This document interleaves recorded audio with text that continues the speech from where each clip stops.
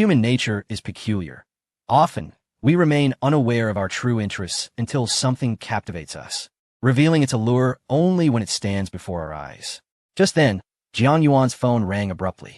Upon answering, he discovered it was a call from his female secretary at Yuanmei Game Company. "Is there something the matter?" Jiang Yuan asked casually. The secretary replied cautiously, "Chairman Jiang, we initially did not wish to disturb you, but the latest financial report has been released, revealing that our revenue has plummeted by over 70% compared to last quarter.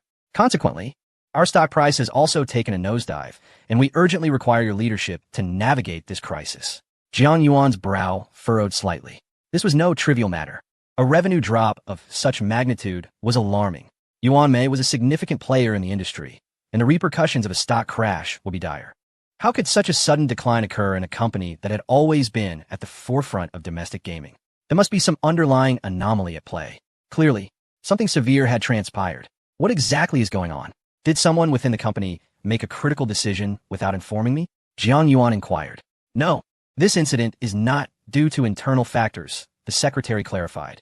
"Recently, several foreign companies launched 4 new games, all employing groundbreaking technology that far surpasses our outdated methods in terms of graphics and gameplay experience. The market has completely turned against us, leading to a frenzy of stock sell-offs and a significant diversion of players." As she spoke, Jiang Yuan recalled the previous encounter with those foreign entities, whose ambitions had driven them to suppress the rise of the gaming industry in Long Country ruthlessly.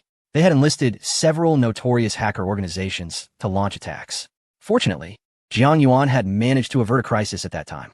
Now, however, they had returned with a legitimate and innovative arsenal of new games. Not only were they thriving domestically, but their top-performing titles had also achieved record-breaking revenues across 7 countries. Such accomplishments were undoubtedly formidable threats. Even during the pinnacle of Yuanmei's gaming era, it merely managed to reach the summit in 2 nations.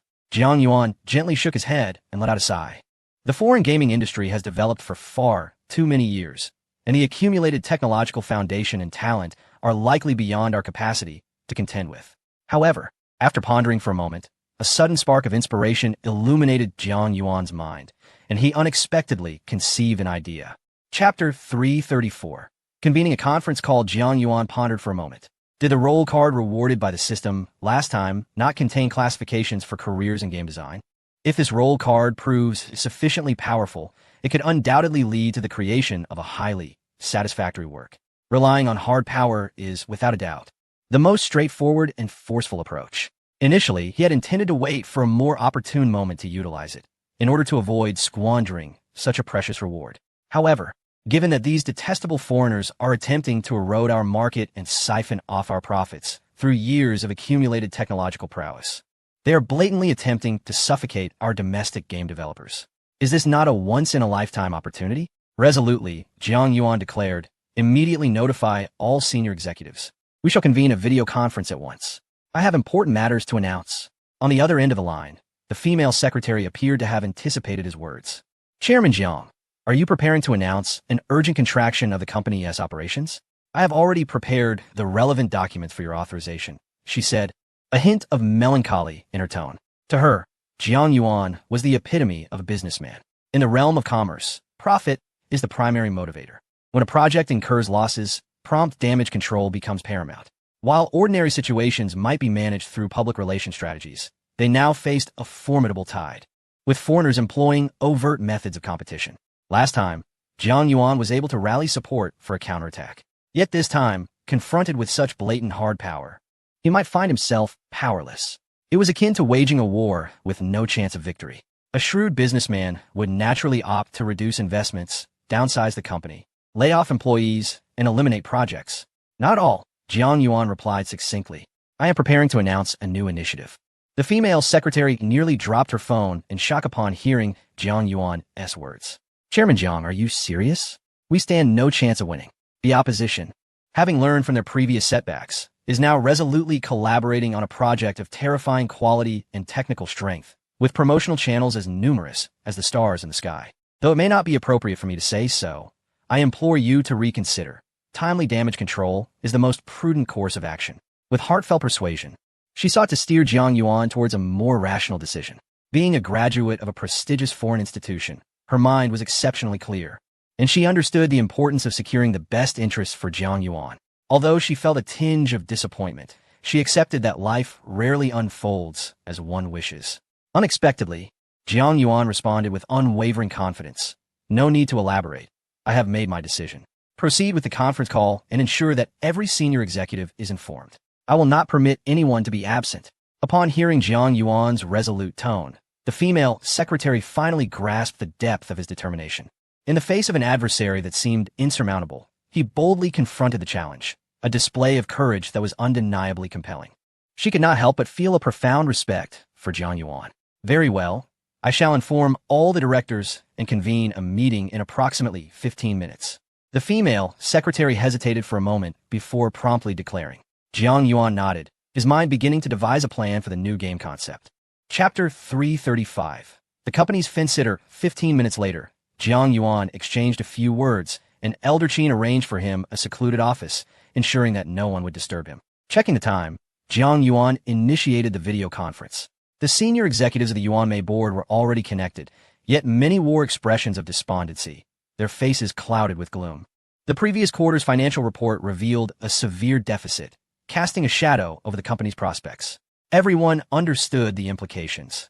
In the face of such alarming profitability concerns, a rational individual would typically retract company projects, tightening their financial belts. The decline of a company often begins with this very step. Watching a company that should have had limitless potential gradually deteriorate stirred a complex array of emotions within many. This enterprise represented their collective toil and held sentimental value. However, as the adage goes, when it rains, it pours, and there were many circumstances beyond their control that they could only accept in silence. Yet, this sense of disappointment gradually permeated the atmosphere. Observing the desolation in the room, Jiang Yuan felt compelled to offer some words of comfort. However, before he could speak, a senior executive boldly declared, Director Jiang, I wish to resign from my position as executive director. I hope for your approval. Upon hearing this, Jiang Yuan cast a sidelong glance at the speaker. She was a middle-aged woman with a sharply defined chin and astute eyes, exuding an air of shrewdness. Such women are often pragmatic and opportunistic, akin to a fence-sitter. Clearly, she was already eyeing a more favorable opportunity as the company faced decline. As if to confirm Jiang Yuan's suspicions, his female secretary discreetly opened a small window, transmitting the woman's profile. Her name was Song Yuan, the executive director of 3 of the company's projects, boasting an impressive 15-year career. It was rumored that 2 foreign gaming companies had extended job offers to her. Eager for her expertise, Director Jiang, you should make an effort to retain her. She is one of our core employees. Her departure would undoubtedly have a profound impact on the morale of our staff, his secretary advised. Jiang Yuan glanced at Song Yuan and then at the despondent board members. Feeling little surprise, many can share in prosperity, but far fewer can endure hardship. Such individuals are often referred to as refined egoists. It was evident that she was poised to abandon the company for a more advantageous position, with no regard for the supposed camaraderie in adversity. Regarding his secretary's suggestion, he had no intention of heeding it. If someone wished to leave, why should he insist on their stay? The moment the individual expressed her resignation, it was clear she had assessed her interests thoroughly. Words alone would not sway her. Jiang Yuan replied with a dispassionate tone, Very well, I agree. Upon hearing his response, Song Yuan looked at him in surprise. She initially believed that upon her intention to leave, Jiang Yuan would undoubtedly attempt to persuade her to stay, at which point she would gracefully articulate her reasons. This was typically the expected protocol. However, to her astonishment, Jiang Yuan decisively acquiesced to her resignation request. It appeared that Chairman Jiang had indeed given up, allowing her to depart with such ease. Song Yuan mused to herself. After all, he was a young man, and his mindset was rather lacking. Yet, upon reflection, one could hardly blame him. In such circumstances, only a truly resilient individual would refuse to concede. Furthermore, upon witnessing Jiang Yuan's approval of her resignation, the other members of the board began to sigh in unison. Chapter 336. The board's distrust. Jiang Yuan decisively approved the resignation request of that opportunistic woman. His attitude left many members of the board feeling a sense of disillusionment. Chairman Jiang might be prepared to abandon ship. Alas, it seems we are doomed. Years of hard work could go to waste, and I cannot accept this. You must also consider Chairman Jiang's position. After all, we are in a unique situation. However, just as everyone speculated whether Jiang Yuan had indeed resolved to forsake the company, The outcome was utterly unexpected. With remarkable composure, Jiang Yuan spoke. In fact, I have a new idea and wish to launch a new game project for the company.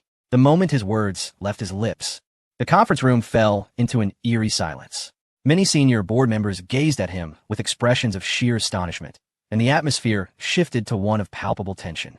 Was Chairman Jiang serious? In our current predicament, he intends to embark on a new venture? Could it be that he is unable to cope with the blow of the financial report's deficits and plummeting stock prices, and is now somewhat mentally unstable?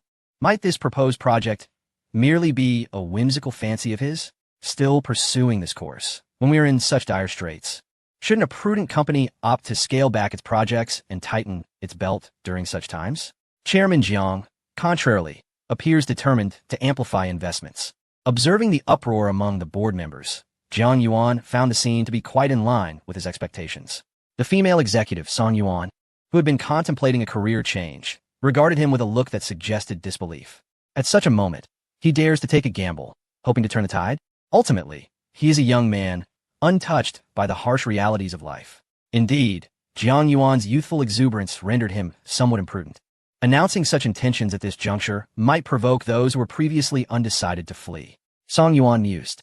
Everyone here is fighting for their livelihoods, with families to support and responsibilities to uphold. How can he afford to act so recklessly? Her gaze towards Jiang Yuan was tinged with pity and a hint of regret. As anticipated, following Jiang Yuan's announcement regarding the new project, 3 board members quietly submitted their resignation letters. Their reasons varied, citing health issues, family matters, and so forth. Yet, Jiang Yuan was perceptive enough to understand that these individuals were likely lured away by competing firms. Those who managed to join Yuan Mei Company were typically top-tier talents in the industry, rarely lacking alternative opportunities. The current operational state of the company was indeed dire.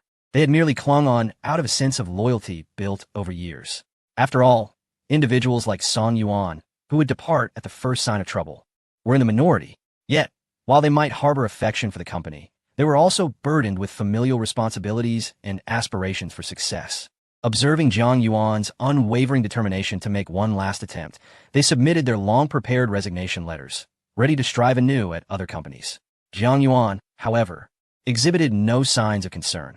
After all, each person harbors their own aspirations, and whether to stay or depart cannot be compelled.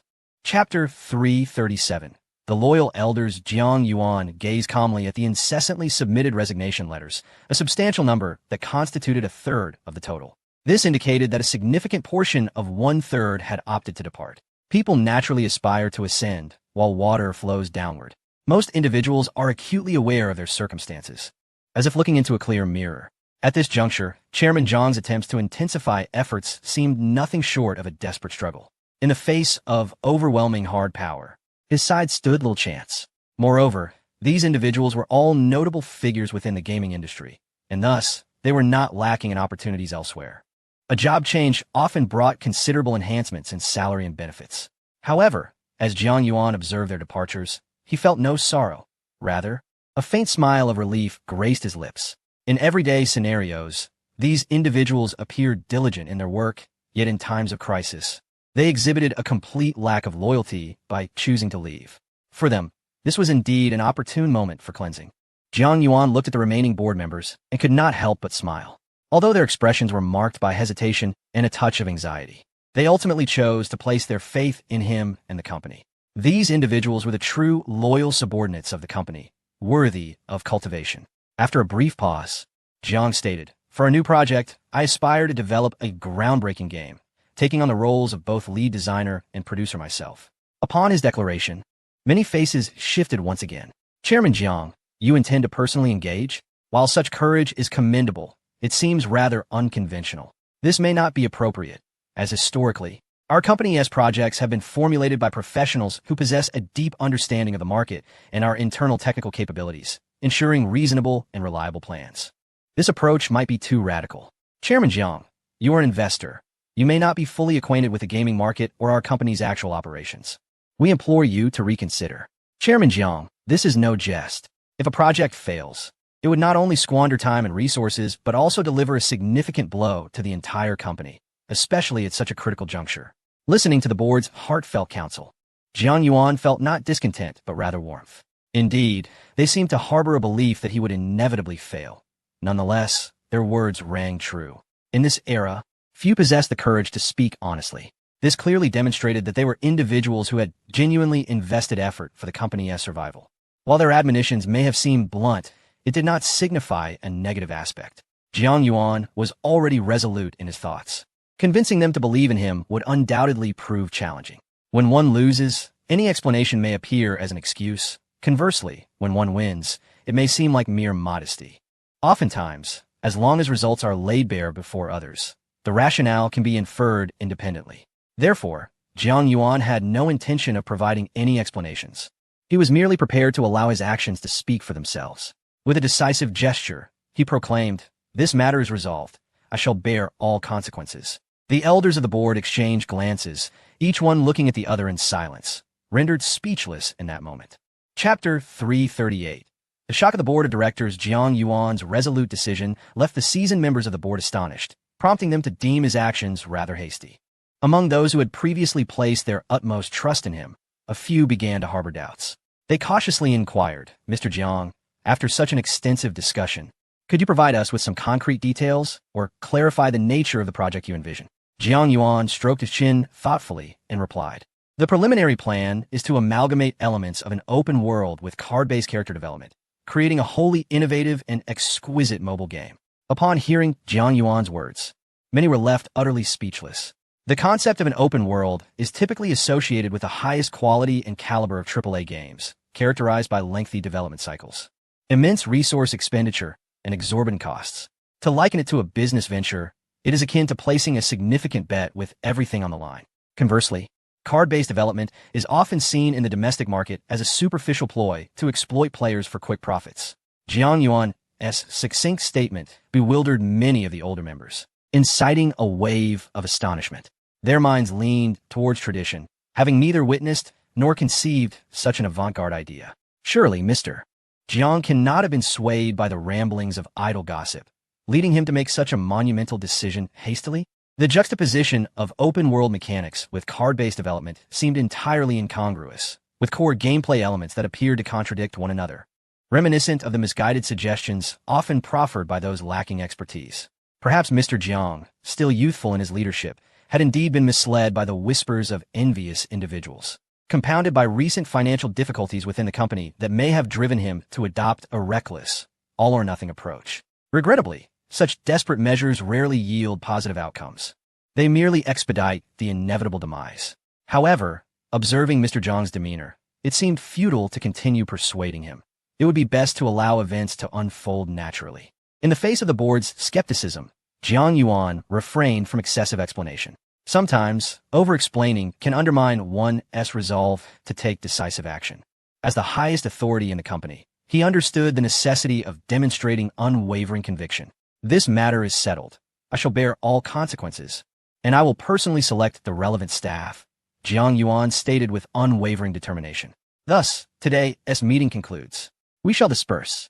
The board members had intended to voice further concerns, but they were taken aback by Jiang Yuan's abrupt and authoritative conclusion to the teleconference. They exchanged glances, the atmosphere growing somber, and after a prolonged silence, expressions of helplessness mixed with bemusement surfaced among them. "Mr. Jiang, it would be prudent to consult with us more thoroughly. The potential for this project to fall through is considerable." Yet, they resigned themselves to following Mr. Jiang, hoping for one final push toward success. After Jiang Yuan hung up the phone, she immediately instructed her female secretary to issue a recruitment announcement for the art team. "Please assist me in disseminating the industry hiring notice. I wish to personally interview female artists to identify the most exceptional art talents who can create the most exquisite portraits." Jiang Yuan commanded. "Understood. The specific arrangements will be communicated separately," the secretary replied obediently. Chapter 339. Zhou Ziang's gift. Jiang Yuan sipped his red tea, glancing at the latest message from his female secretary on his phone, a smile gracing his lips. "Mr. Jiang, I have successfully published your task. Within an hour of posting the recruitment notice, over 3,000 artists have submitted their resumes for appointments. After a preliminary screening, we have selected 75 resumes for your personal review." Jiang Yuan briefly perused the over 70 resumes. Each artist's background was remarkably impressive, their appearances far surpassing that of ordinary women. It seemed that the interviews would indeed be quite captivating, and Jiang Yuan found himself filled with anticipation. I must identify the 10 most outstanding candidates, possessing both virtue and talent, to assume the role of chief artist. Having formulated a preliminary plan, he continued to discuss specific arrangements with his secretary. Meanwhile, Zhou Ziang had arrived, knocking at the door with his gift. Knock, knock. Jiang Yuan, I'm here. He called out cheerfully from beyond the door. Upon hearing his voice, Jiang Yuan waved his hand, momentarily ending the conversation with his secretary. Come in, he invited. Zhou Ziang entered, surprisingly holding a simple, lightweight gift box. It was not the grandiose present Jiang Yuan had envisioned. Yet, Zhou Ziang's expression radiated confidence, as if he believed Jiang Yuan could not possibly be dissatisfied with this gift. Interesting, indeed, Jiang Yuan mused to himself. While an ordinary person might have exhausted all resources to curry favor with him, Zhou Ziang's unique approach of presenting merely a small gift box piqued his interest. Zhou Ziang did not rush to open the gift but instead bowed deeply to Jiang Yuan. There is no need for such formality, Zhou. You are a person of some renown, and I am but a junior, Jiang Yuan chuckled, gesturing to help him up. Young friend Jiang, on several occasions, my oversights have led to unpleasant experiences for you. Though it was not my intention, I must accept responsibility, Zhou Ziang said apologetically. I hope you will accept this gift. Jiang Yuan scrutinized his face for a moment before accepting the lightweight gift box. He could hardly fathom why Zhou Ziang was so confident that this modest box would please him. Could it possibly contain something like a Supreme Bank card? Jiang Yuan jested. But let me be clear, I am not particularly interested in such things.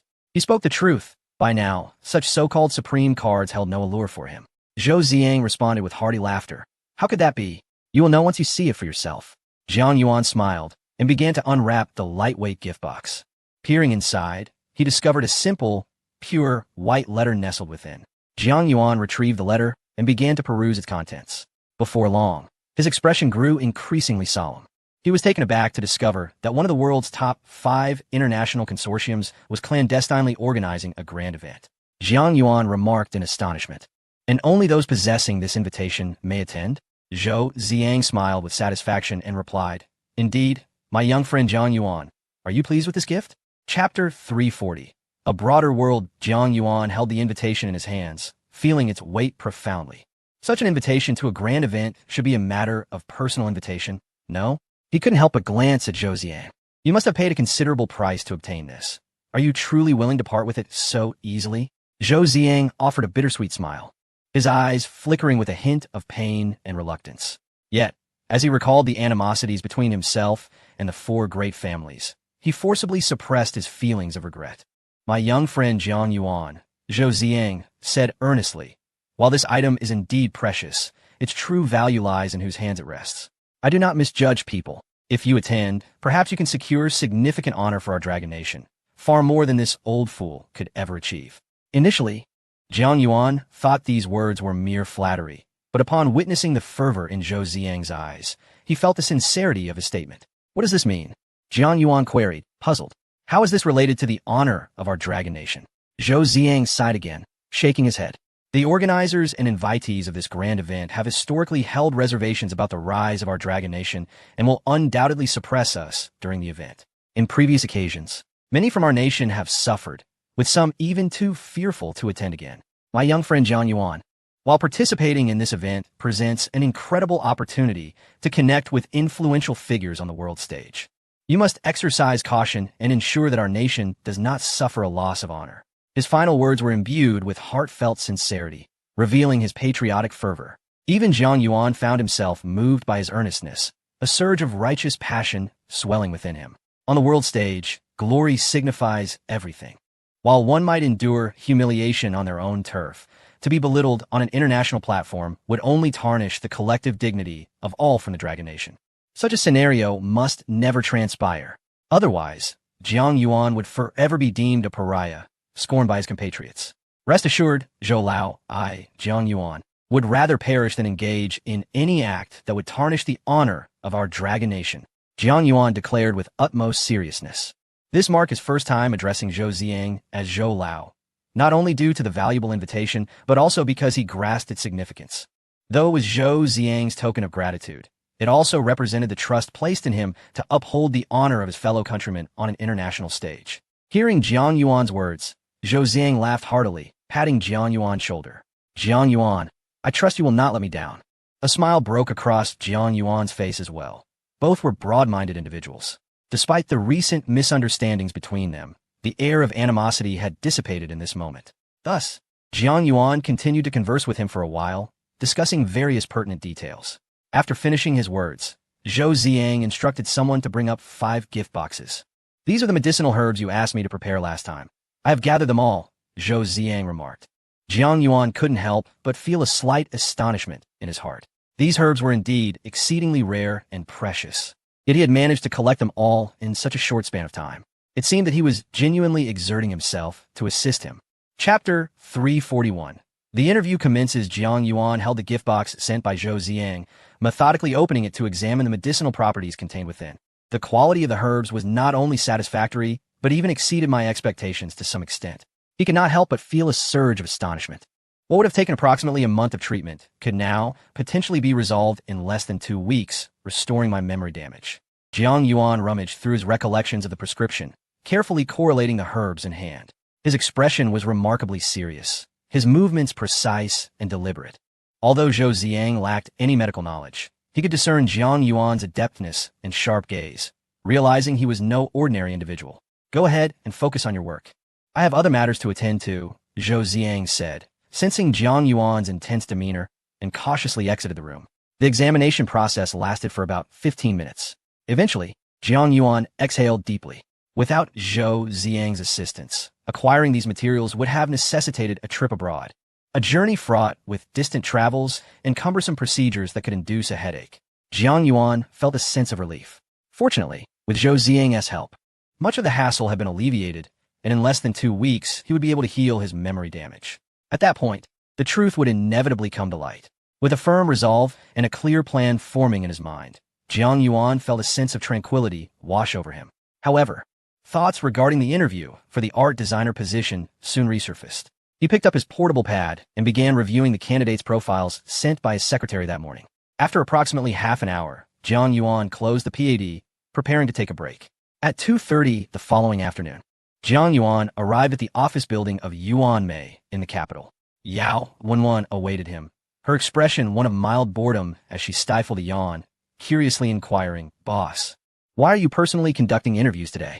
Such trivial matters could easily be delegated to others." Jiang Yuan glanced at her, shaking his head with a smile. "The company is at a critical juncture. We require a truly exceptional team. If I do not personally oversee the process, we risk encountering candidates with connections, which could adversely affect the entire team." Yao Wenwen, not lacking in intellect, recognized the truth in Jiang Yuan's words but sensed a deeper implication. Suddenly, a thought struck her, and she teasingly remarked, "I heard that today's interviewees are all beautiful ladies with great figures." Her comment was tinged with suggestion, clearly hinting at something more. Jiang Yuan shot her a sidelong glance, retorting, "Do I strike you as someone who would be easily swayed by a pretty face?" Yao Wenwen, her voice barely above a whisper, pouted, "Isn't it obvious? You definitely do." Jiang Yuan raised an eyebrow, wrapping an arm around her delicate waist. "What was that? Speak up. I can't hear you." Yao Wenwen was suddenly embraced by Jiang Yuan, and she immediately chuckled, saying, "Ah, what I meant was, of course not, of course not. Our chairman Jiang possesses high moral integrity and exemplary character, certainly incomparable to those other lascivious individuals." Chapter 342. The three goddesses. As Jiang Yuan and Yao Wenwen exchanged playful banter, time slipped away unnoticed. In less than half an hour, all the candidates were prepared, respectfully awaiting Jiang Yuan's evaluation. "Director Jiang, here is your interview schedule for today." The female secretary approached and said, "You are the principal interviewer possessing the highest authority," accompanied by 3 deputy interviewers who will provide their insights. Jiang Yuan nodded, accepting the interview schedule, which meticulously detailed the candidates' relevant information. The first group consisted of 3 individuals. 2 were sisters who graduated from the Fine Arts Department of the Capital Art Academy, and the third was a moderately well-known artist in the industry. "Boss, the Capital Art Academy is quite prestigious. Reportedly, every girl there is a goddess with both beauty and talent," Yao Wenwen remarked. As Jiang Yuan reviewed the candidates' profiles, he noted that the sisters indeed possessed striking beauty, delicate brows resembling willow leaves, porcelain-like skin, and eyes as clear and innocent as a fawn's. They were certainly comparable to the most beautiful in their field. However, it was a pity that their resumes were somewhat unremarkable, lacking any particularly impressive experiences. The remaining candidate, though older, did not exhibit the same youthful charm as the younger girls. After all, a woman in her 30s inevitably loses some of her youthful allure due to the natural decline of collagen. Yet, her resume was quite impressive, boasting over 5 years of experience at renowned companies and a portfolio of several professional-grade works. "Let them in," Jiang Yuan instructed. "Understood." The secretary nodded and promptly made arrangements. Yao Wenwen leaned closer to Jiang Yuan and whispered with a laugh, "Boss, on one side, we have pure talent, and on the other, we have captivating idols. Which side will you choose?" Jiang Yuan shot her a sidelong glance and inquired, "What do you think?" Yao Wenwen chuckled. "If it's about talent and ambition, one would certainly choose the former. However, if someone were merely a lecher, they would undoubtedly opt for the latter. But you possess both talent and ambition, while also being a bit of a lecher yourself. Your situation is far too complex for me to determine an answer." Jiang Yuan shook his head and replied, "The selection criteria are quite flexible. If necessary, we could accept them all. For now, let us observe their specific circumstances." Approximately 6 or 7 minutes later, the 3 candidates entered the room. As they walked in, the atmosphere brightened instantly. The 3 deputy interviewers seated beside Jiang Yuan were equally captivated. The sisters from the Capital Art Academy, having immersed themselves in art, exuded an impressive aura and beauty. They were a refreshing contrast to the internet celebrities who relied on makeup and cosmetic surgery. Their natural grace was remarkable. Although the older candidate was slightly aged, she still surpassed most of her peers in elegance. The photographs in the interview materials paled in comparison to the actual beauty before them, leaving the 3 deputy interviewers momentarily entranced. As you gaze into the abyss often blushes in response. The 3 goddesses who came for the interview, upon encountering a man of Jiang Yuan's striking beauty, could not help but feel a tinge of bashfulness. Women are inherently capricious. In their youth, they are drawn to handsome boys. As they mature, they gravitate towards affluent men, and eventually, they desire those who are both handsome and wealthy. In contrast, men tend to be unwavering in their affections. In their childhood, they are enamored with beautiful girls, and as they grow, their admiration for beauty remains steadfast. In an instant, the 3 accompanying interviewers found their eyes alight with admiration. However, due to the imposing presence of Jiang Yuan, they refrained from speaking too freely, fearing that an ill-chosen word might leave a negative impression on him. Chapter 343. The astonishment of the beautiful artist Jiang Yuan's disposition was as tranquil as a still autumn lake, undisturbed even in the presence of stunning beauty. Having traversed the world, he remained unfazed amidst the throng of alluring women, his countenance unwavering. He merely cast a discerning glance at the 3 individuals before him and fell into contemplative silence. In stark contrast, the 3 interviewers were seasoned men, each over the age of 40, their receding hairlines betraying their middle-aged status. Such men, often weary of the mundane, might harbor fanciful thoughts when surrounded by youthful beauty. However, under the imposing presence of Jiang Yuan, they dared not act impulsively, their eyes revealing their inner musings. What a spectacle, especially for the freshly graduated seniors. Were it not for Jiang Dong's presence, I would undoubtedly seize the opportunity to engage them in conversation. If Jiang Dong shows no interest, perhaps we still have a chance. Yet if he is taken by them, we must gracefully withdraw. These middle-aged gentlemen, those seasoned in the ways of the workplace, were acutely aware of their dependence on Jiang Yuan, who represented their livelihood. Yet, they were still eager to seize any opportunity that might arise. One of the interviewers, sporting a somewhat greasy mustache and looking around 45, smiled and said, "According to the interview process, please begin with a brief self-introduction." The 3 young women stood up and turned to introduce themselves. "I am Yin Xan, a graduate of the Capital Art Academy. I previously worked as an artist at Tianqin Game Company, with my credited works, including Dream Expansion. I am Yin Yu, also a graduate of the Capital Art Academy. I have worked at Tianqin Game Company as an artist, with my credited works, including The Flawless Tide. I am Hong Chun, with 5 years of experience as a lead artist at RGG Company abroad, credited with over 70 works." Throughout this process, their gazes were predominantly fixed upon Jiang Yuan, captivated by his ethereal beauty, an appearance that would be nearly impossible to replicate even with the most advanced filters online. Moreover, it was not solely his charm. His youth, merely in his early 20s, rendered him even more intriguing. Yet, he occupied the esteemed position of an interviewer, while the other 3 were nearly twice his age. Despite the apparent hierarchy, There was an unspoken suggestion that Jiang Yuan was the focal point of their deliberation. Could this young gentleman be a privileged scion of wealth and influence? He might very well be the pivotal figure in this interview. Such a youthful individual wielding such stature is indeed a promising prospect. Three young women scrutinized Jiang Yuan with a mixture of curiosity and suspicion. Calmly, Jiang Yuan listened to the self-introductions of the three beautiful artists, mentally assessing all there was to know about them. The atmosphere of the interview was relatively harmonious, with positive attitudes exchanged among the participants. However, as the interview progressed, the female secretary approached Jiang Yuan with hurried steps and whispered in his ear, "Mr. Jiang, Song Yuan wishes to meet with you. She is currently waiting outside." Chapter 344. Song Yuan's discontent upon hearing these words. Jiang Yuan's brow furrowed slightly. Song Yuan? Wasn't she the director who decisively resigned to join another company during the company's crisis? What did she possibly want here? Jiang Yuan inquired. She has come to personally handle her resignation procedures and wishes to meet you, claiming there is something important to discuss. The female secretary replied. No, I am in the middle of an interview. Have her wait, Jiang Yuan instructed. The secretary, upon hearing this, spoke somewhat anxiously. Chairman Jiang, this may not be advisable. Although Song Yuan has resigned, she was once our employee, and it is said she is now working for a formidable foreign gaming company. She felt a sense of tension. The entire gaming industry indeed resembles a pyramid structure, where the number of individuals at the top is relatively few.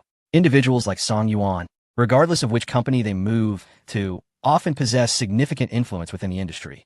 To neglect or slight her could lead to unfavorable rumors.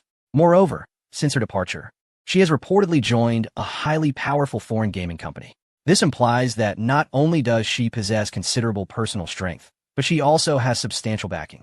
It is prudent to avoid offending such individuals, lest one invites unforeseen peril. Chairman Jiang, it would be wise not to create enemies at this juncture, the secretary cautioned. Our best course of action now is to exercise restraint. No need to persuade me further. I have my own considerations. Let her wait. Jiang Yuan's tone grew slightly colder. He had never held a favorable view of pragmatic individuals like Song Yuan. Furthermore, she had chosen to work for a foreign gaming company. Merely making her wait was already a peaceful gesture. To continuously conceal our capabilities might lead others to underestimate us. When necessary, one must still employ decisive measures to deter those who covet what we possess. Jiang Yuan pondered. The secretary hesitated for a moment, ultimately choosing to trust Jiang Yuan and refrain from further urging. She swiftly exited the room and entered another conference room. Song Yuan sat with her legs crossed, her gaze sharp. Beside her stood a young man with squinting eyes, her nephew Song Chun. Aunt, you have now joined Osman Company, an internationally renowned top-tier firm. Why would you return to Yuanmei? Song Chun inquired, puzzled. What do you know? Osman seeks to expand its operations in Dragon Country. The best course of action is to negotiate with some local agencies, Song Yuan scoffed. Agencies? So you intend for the people at Yuanmei to help us earn money while we feast, allowing them to sip a bit of the broth? Song Chun's eye sparkled. Wrong, let alone broth. At most, we will offer them some scraps we deem unworthy, Song Yuan asserted with confidence. She arrogantly surveyed her surroundings. Her eyes filled with a sense of superiority. The door was pushed open. Upon noticing the return of the female secretary, yet finding Jiang Yuan absent, she could not help but feel a twinge of dissatisfaction. Why did Jiang Yuan not accompany you? Did he not hear me mention that there is something of great importance? Song Yuan expressed her displeasure. Mr. Jiang is currently attending to some urgent matters. I kindly ask for your patience, the female secretary replied. Song Yuan's expression softened slightly as she took a seat, waiting quietly. However, after waiting for over half an hour, Jiang Yuan still had not made an appearance. Song Yuan found herself increasingly restless. Chapter 345. Joyfully confronting the green tea, Jiang Yuan thoughtfully stroked his chin, observing the three female artists before him with keen interest. The beauty of these sisters was undeniably commendable, and their artistic aura was equally impressive. Although the older artist did not possess the same striking appearance as the other two, she was certainly not lacking in charm. While it is often said that appearances can be deceiving in the realm of artists, Jiang Yuan had surveyed his own circle and found that one's demeanor often reflects their true capabilities. Moreover, who could possibly resist the allure of three exceptionally talented and beautiful young women joining their team? After approximately half an hour of interviews, Jiang Yuan felt relatively satisfied with them. As the middle-aged interview officer suggested, now that we have a preliminary understanding, Perhaps you could display your work for us? This would facilitate a better comprehension of your talents for the interviewers. Just as Jiang Yuan was preparing to appreciate their creations, two unexpected guests barged in. Chairman Jiang, what imposing presence you have. Even when I urgently need to see you, you made me wait for over half an hour. Do you even know which company I am now employed with? How dare you treat me this way? Don't you understand the importance of leaving a line for future encounters? The voice was laced with an unmistakable bitterness and anger. Jiang Yuan did not lift his gaze. He was well aware of the source of this voice. It was none other than the green tea, Song Yuan. Her demeanor suggested she had come with ill intentions. Returning to gloat after securing a position at a better company since leaving her previous job. Such shamelessness was truly astonishing, Jiang Yuan thought to himself. As he had anticipated, Song Yuan's piercing gaze was fixed on him, seemingly poised to unleash a barrage of scorn. However, Jiang Yuan was not about to grant her that opportunity. Miss Song, you have already resigned. May I inquire as to the purpose of your visit? Jiang Yuan smiled. If you seek my assistance, this may not be the most suitable place for such discussions. Song Yuan lifted her chin defiantly and retorted coldly. I am quite curious to hear why this is inconvenient. With an air of calmness, Jiang Yuan delivered a blunt response. Among the 4 young ladies present, 3 are candidates, and 1 is my secretary. They are all young, beautiful, and exceptionally capable. And you? Aging, irritable, narrow-minded, and fading in beauty. I'm afraid you might feel embarrassed in their presence, and this is for your own good. Critical damage x 10,000. True damage x 10,000. Sacred damage x 10,000.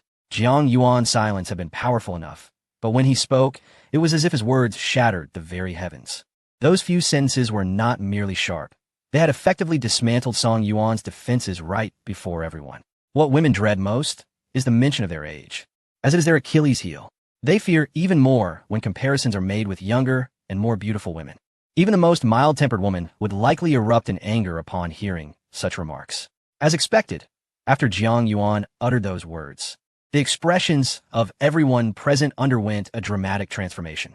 Some stifled their laughter, feeling that Jiang Yuan's remarks were as sweet yet sharp as honey, far too direct and incisive. Meanwhile, others were consumed by rage, their veins bulging, nearly rendered unconscious by Jiang Yuan's audacity. Song Yuan exclaimed sternly, "You arrogant little brat, unaware of your own limitations." Chapter 346. An adversary of remarkable financial might. Jiang Yuan raised an eyebrow and remarked with a smile. It has been quite some time since anyone has spoken to me in such a manner. You are the first.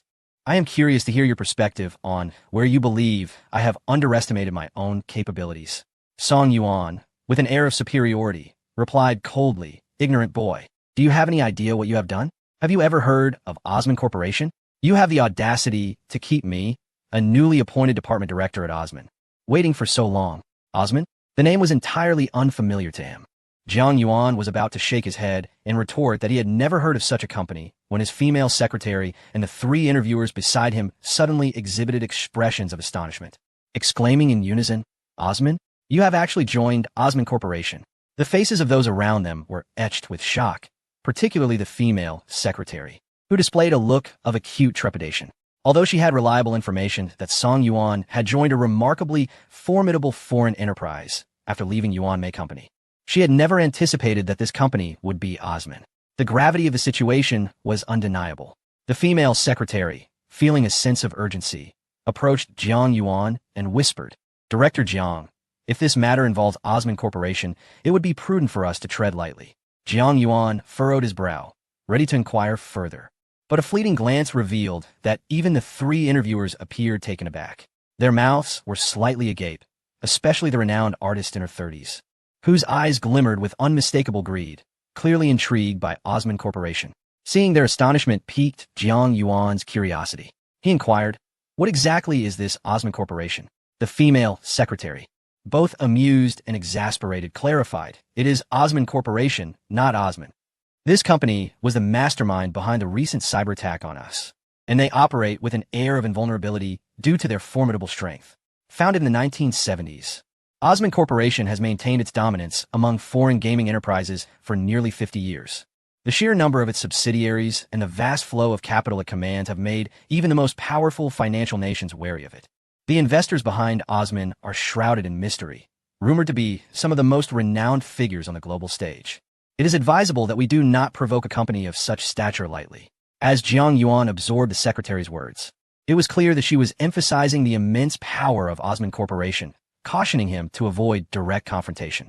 However, Jiang Yuan's keen intellect discerned an incongruity. If Osman Corporation's strength was indeed so formidable, the entry barriers to employment there should be exceedingly high. Yet, Song Yuan had effortlessly secured a position within such a powerful organization. It hinted at the possibility of some undisclosed arrangement. The green tea woman, Song Yuan, has likely become a mere pawn for the opposing party, who seeks to encroach upon and monopolize the domestic gaming market. Hence, they have enlisted her as their representative. Assisting foreigners in profiting from our own compatriots? A cold glint flashed in Jiang Yuan's eyes, deepening his disdain for this woman, Song Yuan. Chapter 347. Confronting with arrogance, Jiang Yuan spoke coldly. What brings you, a representative of the Osman Company, here? Song Yuan paused momentarily, then retorted angrily, it's Osman, not Ultraman. Jiang Yuan nodded and replied, the director of Osman Company. What, precisely, is your purpose for being here? It was intentional. He was undoubtedly being deliberate. Song Yuan felt a rush of indignation that nearly caused her heart to stop, a sensation akin to madness brewing within her. The esteemed Osman Company, with its subsidiaries boasting valuations exceeding billions, commanded respect that even the most formidable financial powers would not dare provoke. Yet, Jiang Yuan had the audacity to mock the name of this illustrious company. To belittle it as Ultraman Company was sheer arrogance and ignorance. So brazen, infuriated, she pointed at Jiang Yuan, her hand trembling as if on the verge of taking flight. Her face flushed crimson with rage, tinged even with a shade reminiscent of liver. She longed to hurl insults, but restrained herself, acutely aware of her position. After several deep breaths, she managed to suppress her fury. Do you even realize the words you utter? Song Yuan narrowed her eyes slightly. Offending Osman is a perilous endeavor. No one in heaven or earth can rescue you. Jiang Yuan replied coldly, is that so? All I know is that individuals like you, who thrive on foreign patronage after being nurtured in Longhua, have shamelessly sold themselves to outsiders, becoming their pawns, forgetting their own heritage. Despicable. His words were sharp as daggers, piercing directly into Song Yuan's heart. It was as if he were on the verge of accusing her outright. The female secretary tugged nervously at Jiang Yuan's sleeve, attempting to temper his fervor. Director Jiang, let us extend a modicum of courtesy to Osman's people, shall we? Jiang Yuan shook his head. Courtesy isn't a matter of others granting it. It's about whether she deserves it. Given her disgraceful actions, why should I suppress my disdain? The secretary fell silent, biting her lip, feeling an inexplicable fear. In her experience, Director Jiang seldom exhibited anger. Yet this issue, having struck a nerve, had ignited his assertive, domineering nature. Hearing these words, Song Yuan's eyes blazed with fury. Jiang Yuan, I initially intended to show you some respect considering how easily you agreed to my resignation last time. But you have brought this upon yourself, and do not blame me for the consequences. She laughed in anger. We were merely here to discuss business and share some profits with you. But since you were so arrogant, consider today's matters concluded. Finally, she had broached the main topic. Jiang Yuan cast her a dispassionate glance, fully aware that she hadn't come here for idle chatter. As for the so-called business discussion, spare me, a weasel paying respects to a chicken. What good intentions could that possibly harbor? Indeed, it is rare for a prosperous business to have others willingly come forth with financial offerings. This woman likely intends to seek out a gullible domestic company to act as an agent, laboring on behalf of others while they reap the substantial profits. Jiang Yuan astutely deduced this, and although his speculation was not entirely accurate, it was close enough to the truth. Meanwhile, Song Yuan was unable to swallow her indignation. She surveyed the surroundings and noticed 3 candidates, prompting a sudden inspiration. Would the 3 of you be interested in joining our Osman Company? Song Yuan inquired, her tone brimming with arrogance and audacity. This bold move was a blatant attempt to poach talent right in front of Jiang Yuan, akin to a deliberate act of humiliation. Chapter 348. Achievements of January. Anticipated by the multitude, Jiang Yuan gazed coldly at the green tea girl, as if observing an actor in a play. She openly extended an olive branch to his associates, undoubtedly intending to slap his face and undermine his dignity. Song Yuan casually glanced back at Jiang Yuan with disdain and continued, whatever conditions he offers, we can provide threefold. As soon as these words escaped her lips, the art interviewer in his 30s, who had previously hesitated, exclaimed in delight, "Is that truly the case?" The female secretary's heart sank as she realized the obvious intent to undermine Jiang Yuan publicly. If this were to materialize, it would undoubtedly tarnish Yuan Mei's reputation significantly, rendering it a source of great embarrassment. She hurriedly tugged at Jiang Yuan's sleeve, signaling him to swiftly elevate his terms and compete with the opponent. However, Jiang Yuan waved his hand dismissively and chuckled. "If such a person wishes to dig a hole, I might as well gift them to you. I have no desire to associate with such individuals, lest they tarnish my vision." Song Yuan narrowed her eyes with a cold smirk and retorted, "A stubborn duck refuses to admit defeat." With that, she departed the company with the interviewer in tow. Jiang Yuan turned to the remaining two interviewees and nodded. "You both are quite impressive. Can you share why you chose to stay?" The pair of sisters exchanged glances before responding candidly. "We hail from the same hometown, and our parents lost their jobs due to unfair competition from foreigners. Our family circumstances are not favorable, hence we do not wish to work for foreign entities." Upon hearing this rationale, Jiang Yuan nodded in understanding. "Rest assured, grant me a month, and I shall ensure you do not regret today's decision." The female secretary was taken aback by his confidence. Within a mere month, he might only be able to produce a rudimentary prototype. Could a game developed in such a short span truly be competitive? The strength of Osman Corporation was formidable, with decades of accumulated prowess. Yet, the secretary refrained from voicing her doubts, unwilling to dampen Jiang Yuan's morale at this juncture. She silently hoped for an outcome that would not be too disastrous. Time flew by, and a month passed in the blink of an eye. Jiang Yuan busied himself with concocting a potion to heal his memory while secretly assembling a game project team. This clandestine initiative was dubbed Genesis. Jiang Yuan's role was straightforward. After gathering a cohort of elites during the interviews, he entrusted the project manager with a comprehensive game design proposal. Throughout this month, life was anything but tranquil. The atmosphere within Yuan Mei Corporation was steeped in tension. "Our company's stock has plummeted below historical records. Is the myth of our company about to shatter?" Whispers circulated that Chairman Jiang was poised for a significant move, and all awaited the outcome with bated breath. At this juncture, we can only place our hopes here. Alas, if the stock price continues to decline, we may be left with little more than our undergarments. It is essential to recognize that many of our employees hold shares in the company. In the past few years, when Yuan Mei Company was flourishing, who did not know that acquiring stocks was tantamount to securing wealth, akin to picking up money? Yet now, let us hope we can weather this storm. Chapter 349. Invest in this stock. Jiang Yuan sat in his villa, cradling a freshly concocted potion in his hands. Previously, he had suffered from memory impairment due to the effects of beta blockers, leading him to forget significant individuals and events. Now, this potion lay before him, promising to assist in the restoration of his lost memories. If he were to consume it, he could reclaim his past. After a moment of contemplation, he hesitated before taking action. He gazed at the pale blue liquid, feeling an inexplicable flutter in his chest. His intuition warned him that drinking this would irrevocably alter the course of his life. However, after a brief moment of indecision, he poured a small amount and drank it resolutely.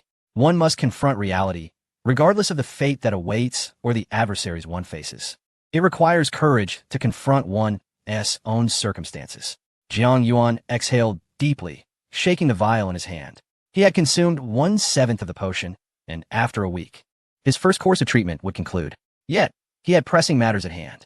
The initial beta version of the game was complete, its foundational structure established, and it was time to reach out to the outside world for a demo release. Jiang Yuan sent a message to his female secretary. "Understood, Mr. Jiang. I will handle everything from here," she replied respectfully. "Rest assured, I will report every detail to you accurately." Jiang Yuan acknowledged with a nod and then summoned Yao Wenwen and Yao Yi. "Boss, why did you call us?" Yao Wenwen inquired, curiosity evident in her tone. She had been secretly learning culinary skills from several renowned female chefs in the capital to surprise Jiang Yuan, but his sudden summons interrupted her plans. "Do you both dabble in stock trading?" Jiang Yuan asked with a sudden smile. "What do you know about the stock market?" Upon hearing this, Yao Wenwen's fatigue vanished, and Yao Yi straightened her posture. "Boss, my college roommate was an elite who meticulously studied stock trends. I've dabbled in stocks alongside her over the past few years. While I haven't made a fortune, buying an ordinary car isn't out of reach," Yao Wenwen replied proudly. "In fact, I've also invested a few times with my sister and was fortunate enough to make a decent profit, so I've been keeping an eye on the stock market," Yao Yi chimed in. "Boss," Yao Wenwen suddenly seemed to have a revelation, her face lighting up. You and T happen to have some insider information that could help us both strike it rich, would you? Upon hearing this, Jiang Yuan nodded slightly and said, I have an accurate piece of good news for you. Yuanmei's stock will soar dramatically after today, taking off like a rocket. You should consider investing. At his words, Yao Wenwan was momentarily taken aback, convinced she must have misheard him. Yao Yi found herself wondering if perhaps there was an issue with her hearing. Yuanmei? Is that the stock of that gaming development company? Yao Wenwan inquired hesitantly. But that company has already gone under. The public financial reports from the past 2 months reveal a staggering deficit, in light of the capital news from the international market. This stock is undoubtedly of the most inferior quality. Jiang Yuan shook his head and replied, You are mistaken. After today, this stock will reach its upper limit, and Yuanmei will achieve widespread renown. Chapter 350. My complete trust in Jiang Yuan and Jiang Yuan's calm, yet undeniably confident words, a remarkable assurance radiated that was almost unprecedented. The sisters, Yao Wenwan and Yao Yi, could distinctly sense the intensity of Jiang Yuan's confidence, which ignited their curiosity. They approached him from either side, enveloped by the unique fragrance of youth. Boss, where did you obtain this information? Is it reliable? They inquired. However, this company is said to be facing a significant financial crisis, and the international capital market is particularly sensitive to its situation, believing it cannot gain any advantage in the global competition. Jiang Yuan remained silent, merely shaking his head. Oftentimes, excessive explanation only serves to reveal one's lack of conviction. Rather than elaborate, the actual results tend to be more direct and impactful. Observing her boss's demeanor, Yao Wenwan understood his resolute stance, which sparked a glimmer of excitement in her eyes. Having followed Jiang Yuan for so long, she was well aware of his character. If he lacked confidence, he would not speak. If he were uncertain, he would not act. Since his debut, he had never disappointed her. Sister, how much do you plan to buy? Yao Yi inquired softly. Why don't we symbolically support Jiang Yuan and purchase more? Yao Wenwan shook her head and replied, I have saved quite a bit over the past few years. I intend to invest all of it in Yuanmei stocks. Sister, Yao Yi exclaimed, taken aback by her sister's words. Yuanmei's current situation is dire, and Jiang Yuan cannot always emerge victorious. If he fails, you would be squandering your savings from these past years. Yao Wenwan responded firmly, I believe in him. Witnessing her sister's unwavering conviction, Yao Yi was momentarily stunned. After a long pause, she could only smile wryly and shake her head. Sister Zhou, a female streamer in the gaming community, was responsible for exploring the latest games for her broadcasts. However, recently, she found herself in a gaming drought, often distracted during her streams. Sigh. The recent games have entered a lull. It's becoming rather tedious, she sighed, stifling a yawn. The large-scale productions from major developers were not as readily available. So she thought to simply find some games to fill the time. She felt her life had become monotonous, like a repetitive cycle. The initial passion for gaming had gradually diminished over time. After all, she was far too familiar with the various games on the market. She had delved deeply into their types and gameplay, leading to a sense of ennui. Propping her chin on one hand, Sister Zhou listlessly stared at her computer screen, idly maneuvering the mouse with her delicate fingers. Suddenly, a trial version of a new game caught her eye. The Legend of the Watchers, a rather unremarkable title, might have otherwise been overlooked. However, upon noticing the name of the game developer, her interest peaked. Is this truly a new creation by Yuanmei? Moreover, it is a novel amalgamation of an open world and a card-drawing mechanism. Sister Zhou senses that matters are becoming intriguing. I am eager to observe whether this Yuanmei company has exhausted its creative prowess, or if it has genuinely concocted a remarkable innovation. With that thought, she clicked to download. Chapter 351. The gaming community is abuzz. The latest game from Jiang Yuan's Yuanmei company, titled Legend of the Watcher, has taken the gaming community by storm. Sister Zhou, unable to contain her excitement, hastily downloaded the demo version of the game, only to be utterly captivated by its exquisite artistic style. The game features an incredibly refined Chinese ink painting aesthetic, seamlessly merging contemporary sensibilities with a hint of anime influences. The cover character, a striking purple-haired maiden, boasts a richly detailed design, drawing extensively from the historical and cultural heritage of the Dragon Kingdom. Her hair is styled in the traditional twin bun, while her attire melds classical Qi-Pao elements with modern fashion. Adorned with a Dragon Kingdom knot at her waist and decorative patterns on her legs, this character is simply breathtaking. While several recent foreign games have garnered immense popularity and displayed high production values, none can rival the artistic caliber of this title. Sister Zhou is astonished. The level of artistic refinement is truly ahead of its time. As a gaming streamer, her daily routine involves interacting with thousands of the latest games on the market. Yet, even with her discerning eye, she is profoundly impressed. After all, this game is crafted by a top-tier team personally selected by Jiang Yuan, positioning it as a benchmark within the domestic gaming art industry. However, while the artistry is undoubtedly a highlight, the true test lies in the gameplay.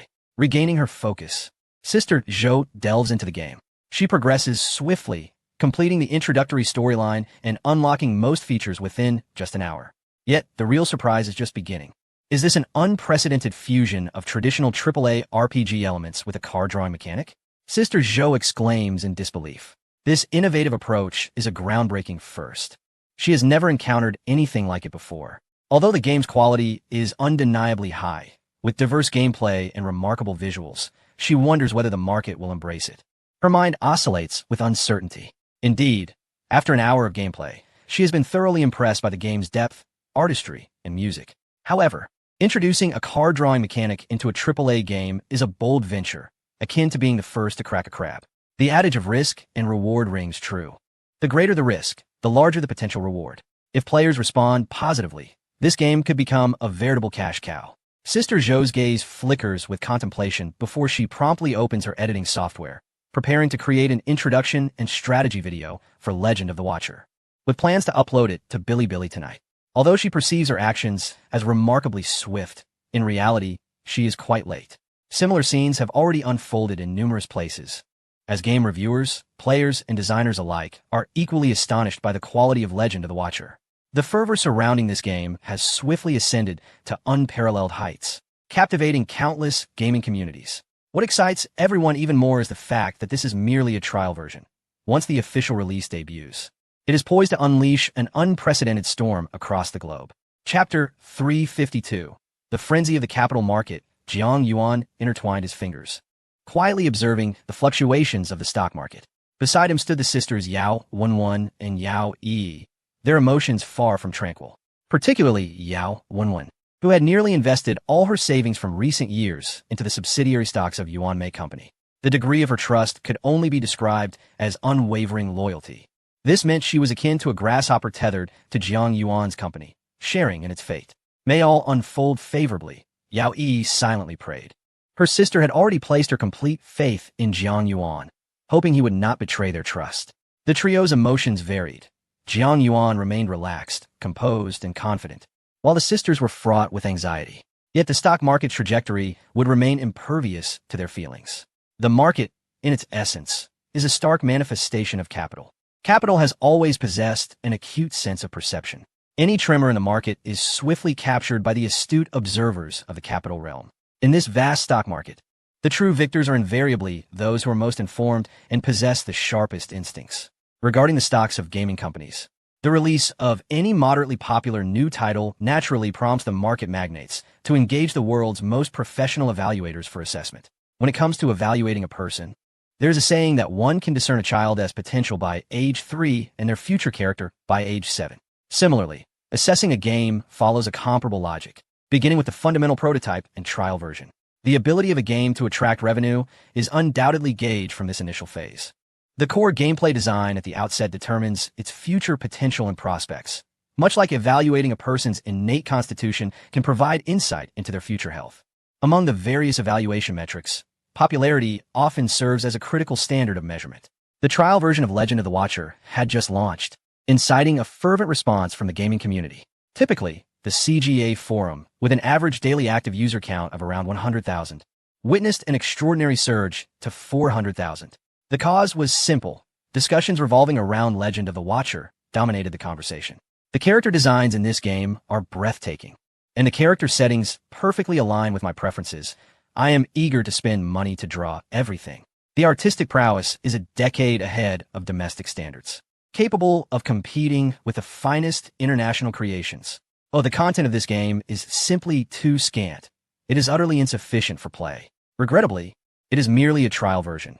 Once the official release arrives, I shall undoubtedly purchase it in droves. I cannot bear the wait for the official version. When will it be available? I truly cannot endure another moment in this year of 2021. Similar scenes and sentiments echoed across numerous forums, painting a vibrant picture of collective anticipation. Under the fervent support of this enthusiasm, numerous capital magnates attentive to this sector have summoned professional game evaluators for assessment. The results derived from comprehensive evaluations through big data comparisons left everyone astounded. The outcomes provided by thousands of game evaluators uniformly met the pinnacle standard of SSS level. Such an extraordinary degree of consensus in evaluation is virtually unprecedented in history. The capital market, quick to respond, erupted into a frenzy. Chapter 353. The astonishing surge of shock value before Jiang Yuan and his companions. The stocks of Yuan Mei Company soared at an astonishing pace, akin to a rocket launching skyward. Meanwhile, Jiang Yuan's ears were inundated with a continuous stream of notifications from the system. Shock value 1,000, shock value 1,000, shock value 1,000, shock value 1,000. Yao Wenwen gazed at the surging stocks with the wide-eyed astonishment typically reserved for mythical creatures, unable to comprehend the magnitude of this unprecedented rise. "Boss, what on earth have you done?" she exclaimed, utterly flabbergasted. "I've been trading stocks for many years, yet I have never witnessed anything like this. Just recently, these stocks seemed to be at their nadir, and now they have been revitalized in such a miraculous manner." Overwhelmed by disbelief, she felt as though her entire worldview had been shattered. Everything was far beyond the realm of her understanding. Jiang Yuan waved his hand dismissively and said, "Do not lose your composure." Observing her boss's calm demeanor only heightened Yao Wenwen's agitation. "But how could these stocks suddenly skyrocket, as if they were infused with some kind of elixir? This defies all logic." Jiang Yuan chuckled softly. "Logic? I have never subscribed to such notions. What I understand is that human nature revolves around the pursuit of profit. Once one grasps this principle, anything becomes possible." Yao Wenwen murmured, "Boss, who exactly are you? How can you create such miracles?" Jiang Yuan shook his head. "Do not elevate me to such heights. There are no miracles in this world. We do not rely on grandiose notions of heroism, but rather on a profound understanding of human nature." Despite his humble words, Jiang Yuan's self-effacing demeanor left both Yao Wenwen and Yao Yi feeling dizzy. In their eyes, a person capable of conjuring such near-mythical achievements in the stock market was undoubtedly akin to a deity. At that moment, Jiang Yuan's stature in their eyes continued to rise exponentially. The message from the female secretary arrived. "Director Jiang, with this surge in stock prices, our company has recouped over 100 billion. It's a tremendous profit." Jiang Yuan, too apathetic to read the message, merely activated the artificial intelligence voice to relay it. Instantly, Yao Wenwen and her sister were taken aback, their expressions reflecting sheer astonishment. To have amassed such a staggering sum in less than half an hour was simply mind-blowing. "Boss," Yao Wenwen said with uncontainable excitement, "let us throw a celebration banquet tonight." Jiang Yuan smiled gently. "No, it's merely a trifling matter. I have more pressing concerns to attend to." Yao Wenwen, incredulous, responded, "A net gain of over 100 billion is merely trivial?" Jiang Yuan shook his head with a smile, choosing not to elaborate further. He simply made a call to Zhou Ziyang. "Old Zhou, come to me. The time for your revenge is almost ripe." Jiang Yuan's brief statement sent Zhou Ziyang into a frenzy of joy on the other end of the line. "Is that for real?" "Absolutely," Jiang Yuan assured him. Jiang Yuan took a puff from his cigar, letting out a deep sigh within. His decision was not a mere whim, nor was it solely prompted by his recent triumph in the stock market. In truth, while the stock market was in a fierce battle, the memory-enhancing drug he had consumed earlier had already begun to exert its influence. His memories had started to resurface, bringing to mind several details about the enigmatic young woman. Additionally, over the course of the past month, the overseas companies registered with the Patent and Technology Bureaus were nearly ready. It was time to formally embark on the endeavor of assimilating the four prominent families. Chapter 354. 5 Dark Golden Rewards. Jiang Yuan activated his system interface. Gazing at the dazzling array of lottery blind boxes, and a wave of bountiful joy surged within him. These blind boxes were primarily fruits of his labor from the recent battle. The shock value had been completely exchanged for these blind boxes. By now, ordinary rewards could no longer satiate Jiang Yuan's desires. Fortunately, with the rise of his fame and strength, the means, pathways, and quantities for acquiring shock value had been ceaselessly replenished. Thus, the probability of unveiling something extraordinary was, in fact, not insignificant in the face of the continually increasing numbers. Of course, this was in reference to those of average luck. The extremes of fortune, such as that of a European king or non-king, were not included in this discussion. It is often said that luck is conserved, yet I aspire to be an eternal European king, Jiang Yuan mused. With fervor, he urged, "Come forth, treasures." His hands deftly clicked through the blind boxes, each one blooming like a flower, revealing a spectrum of colors. He largely bypassed the ordinary white and gold rewards. For him, these were mere remnants, hardly worthy of mention. The only rewards that truly warranted his attention were the dark golden ones. Although he was unaware if there existed rewards of even higher tiers beyond dark gold, at present, these dark golden rewards were undoubtedly the most precious, rare, and practical. However, the drop rate for these dark golden rewards was lamentably low. Even during fortunate moments, it took a staggering 300 attempts to yield a single item. The probability was appallingly low, almost outrageous. When luck turned sour, it could take thousands of attempts to obtain just one. Despite the countless blind boxes Jiang Yuan had amassed, such consumption was unsustainable. His fingers had executed so many 10 consecutive draws that they began to cramp, trembling uncontrollably like a chicken's claw, as if ready to take flight. Nevertheless, he had managed to secure 5 dark golden rewards. Among them, the one that captured Jiang Yuan's attention most was undoubtedly a dark golden reward pertaining to an island. Previously, although he had already acquired a paradise island, he had not paid it much heed. However, upon meticulous examination, he realized his grave misjudgment. The golden reward associated with this island was worlds apart from that of the paradise island. Congratulations! You have drawn the dark golden reward. Island of Destruction. The island is equipped with the world's most advanced scientific and technological weaponry. Please investigate further at your convenience. These brief lines ignited a tempest of excitement within Jiang Yuan. As a rational adult, he understood the implications of this reward. It seemed that things were about to become quite interesting. A subtle smile graced Jiang Yuan's lips. Before venturing to the island, one must first resolve the matters concerning the 4 prominent families, the enigmatic woman, and the affairs related to Yiran. This mysterious woman is named Gu Zhishuan. She is, in the truest sense, my first love. However, due to unforeseen circumstances, I was compelled to resort to medication that led to her being forgotten. Thus, this nearly 2-decade-long entanglement shall finally reach its conclusion. Naturally, the first step is to address the issues surrounding Yiran, for my dealings with her are inextricably linked to those concerning Yiran. Chapter 355. The Frenzied Versailles Class Group on a tranquil afternoon. Jiang Yuan languidly stretched. Yao Wenwen was still immersed in the remarkable rewards from the stock market over the past few days, her heart unable to find peace for a long time. Simultaneously, she was filled with profound admiration for Jiang Yuan, who had not disappointed her expectations. After all, she had placed her complete trust in him, investing nearly all her savings from the past few years into the stocks of his subsidiary. As expected, with the current bull market, her assets had soared to unprecedented heights, amassing nearly 7 million. Yao Wenwen marveled internally, contemplating how long it would take to accumulate such wealth through her own labor. Indeed, following her boss had proven to be fruitful. Yet, her curiosity was piqued as she observed Jiang Yuan, who had been lazily watching the stock market for quite some time. The market remained eerily calm, devoid of any turbulence, which struck her as peculiar. After another 15 minutes, she could no longer restrain her curiosity and inquired, "Boss, what are you watching?" "The stock market is remarkably tranquil."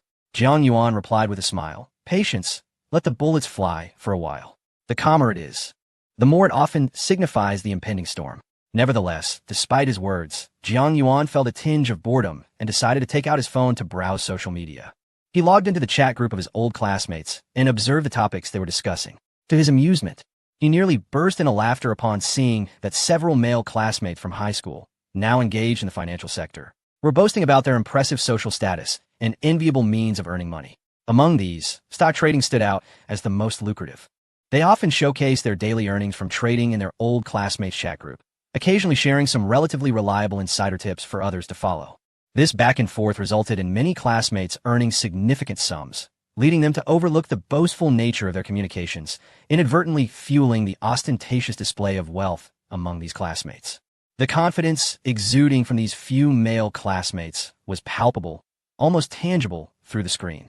"Do not worry, everyone. We have obtained first-hand insider information regarding today's stocks. As long as you follow our lead, we guarantee that everyone will profit. You must trust us." According to our insider news, the illustrious 4 prominent families of the capital are about to invest in a new pharmaceutical company. When we first received this information, we were equally astonished. The 4 families possess immense influence and countless assets, Yet even they are eager to invest in this pharmaceutical enterprise, indicating that it must possess extraordinary potential. Driven by curiosity, we explored various channels to investigate this pharmaceutical company. To our astonishment, it is an elite enterprise possessing the world's pivotal patents. Now, let us take the plunge. Should we select this particular stock? I firmly believe we will reap substantial rewards. I assure you, with my integrity on the line, this time we shall emerge victorious. Chapter 356. The blow came too swiftly. Jiang Yuan gazed at his old classmates, a bemused expression spreading across his face. The irony lay in the fact that the so-called top-tier pharmaceutical company they spoke of was merely a decoy. It was nothing more than a tool devised by himself and Zhou Ziyang to facilitate the takeover of the four prominent families. Strangely enough, for reasons unknown, this information had leaked and reached the ears of these pretentious and inept classmates, thanks to the meticulous groundwork laid previously. Zhou Ziyang had spared no effort in employing every resource at his disposal to set this trap. Consequently, in the eyes of these male classmates, the pharmaceutical company appeared to be a golden opportunity, a veritable treasure trove awaiting their investment. They believed that by purchasing shares in this company, they would embark on a voyage toward wealth and glory. However, they remained blissfully unaware that the other side of this venture was merely a snare laid by Jiang Yuan and his accomplice. This predicament left Jiang Yuan feeling utterly speechless. Naturally, he could not risk exposing their scheme by warning these classmates. If they all decided to gamble everything, he would be effectively betraying his old friends. His expression turned peculiar at the thought. Perhaps he should consider offering them some compensation, as his primary objective was the four families. Despite Jiang Yuan considering his ruthless methods almost heartless, like a scythe mercilessly harvesting the greedy, he could not shake the feeling of reluctance when it came to reaping the rewards from former companions. In the chat group, several individuals suddenly began to mention him. Given this wonderful opportunity, wouldn't he buying more yield greater profits? One mused. Indeed, wealthier classmates will undoubtedly profit more. Should we inform Jiang Yuan? I've heard he has been doing exceptionally well lately. Absolutely. If he gets wind of this news, his wealth could surge tremendously. Upon hearing their casual remarks, Jiang Yuan felt even more amused. The mention of his name instantly invigorated those male classmates. Who was Jiang Yuan? During their school days, he was undoubtedly the epitome of a male idol. Academically superior, taller, and undeniably handsome. In his presence, they always felt a tinge of inferiority. Now, however, their greatest source of confidence stemmed from their current endeavors in the financial sector, where they believed they possessed the skills to help others earn money. These classmates, already prone to boasting, became even more animated. They collectively tagged Jiang Yuan, urging him enthusiastically, "Brother Yuanzi, we have inside information. If you invest in this stock with us, the more you buy, the more you earn. Go all in, Jiang Yuan, you must go all in. This is the core of the core information. You must heed our advice. We paid a hefty price to obtain this intelligence, specifically to help everyone profit, so you must trust us." Jiang Yuan pondered for a moment, unsure of how to respond to his boastful male classmates, ultimately choosing to feign ignorance. However, just as the lively group had been engaged for half an hour, an astonishing event unfolded that left everyone speechless. The new stock of the pharmaceutical company suddenly plummeted. The very classmates who had been animatedly pointing fingers at Jiang Yuan moments ago were now plunged into despair. A subtle smile played at the corners of Jiang Yuan's mouth. He was aware that his trap had been successfully set, and that Zhou Ziyang was already in the process of reeling in the catch. His assets were poised to surge once more in the wake of this incident. Chapter 357. The arrogant Zhang family. Jiang Yuan rose from his seat, akin to a war god awakening. The moment had arrived. The Zhang family of the four prominent clans. I am coming for you. Jiang Yuan's gaze was piercing. Yao Wenwen, aware of her employer's intent, promptly prepared the vehicle. Yet, Jiang Yuan waved his hand, a mysterious smile gracing his face as he declared, "No need. This time I shall take a private jet." The Zhang family members should be collectively vacationing on a small island now.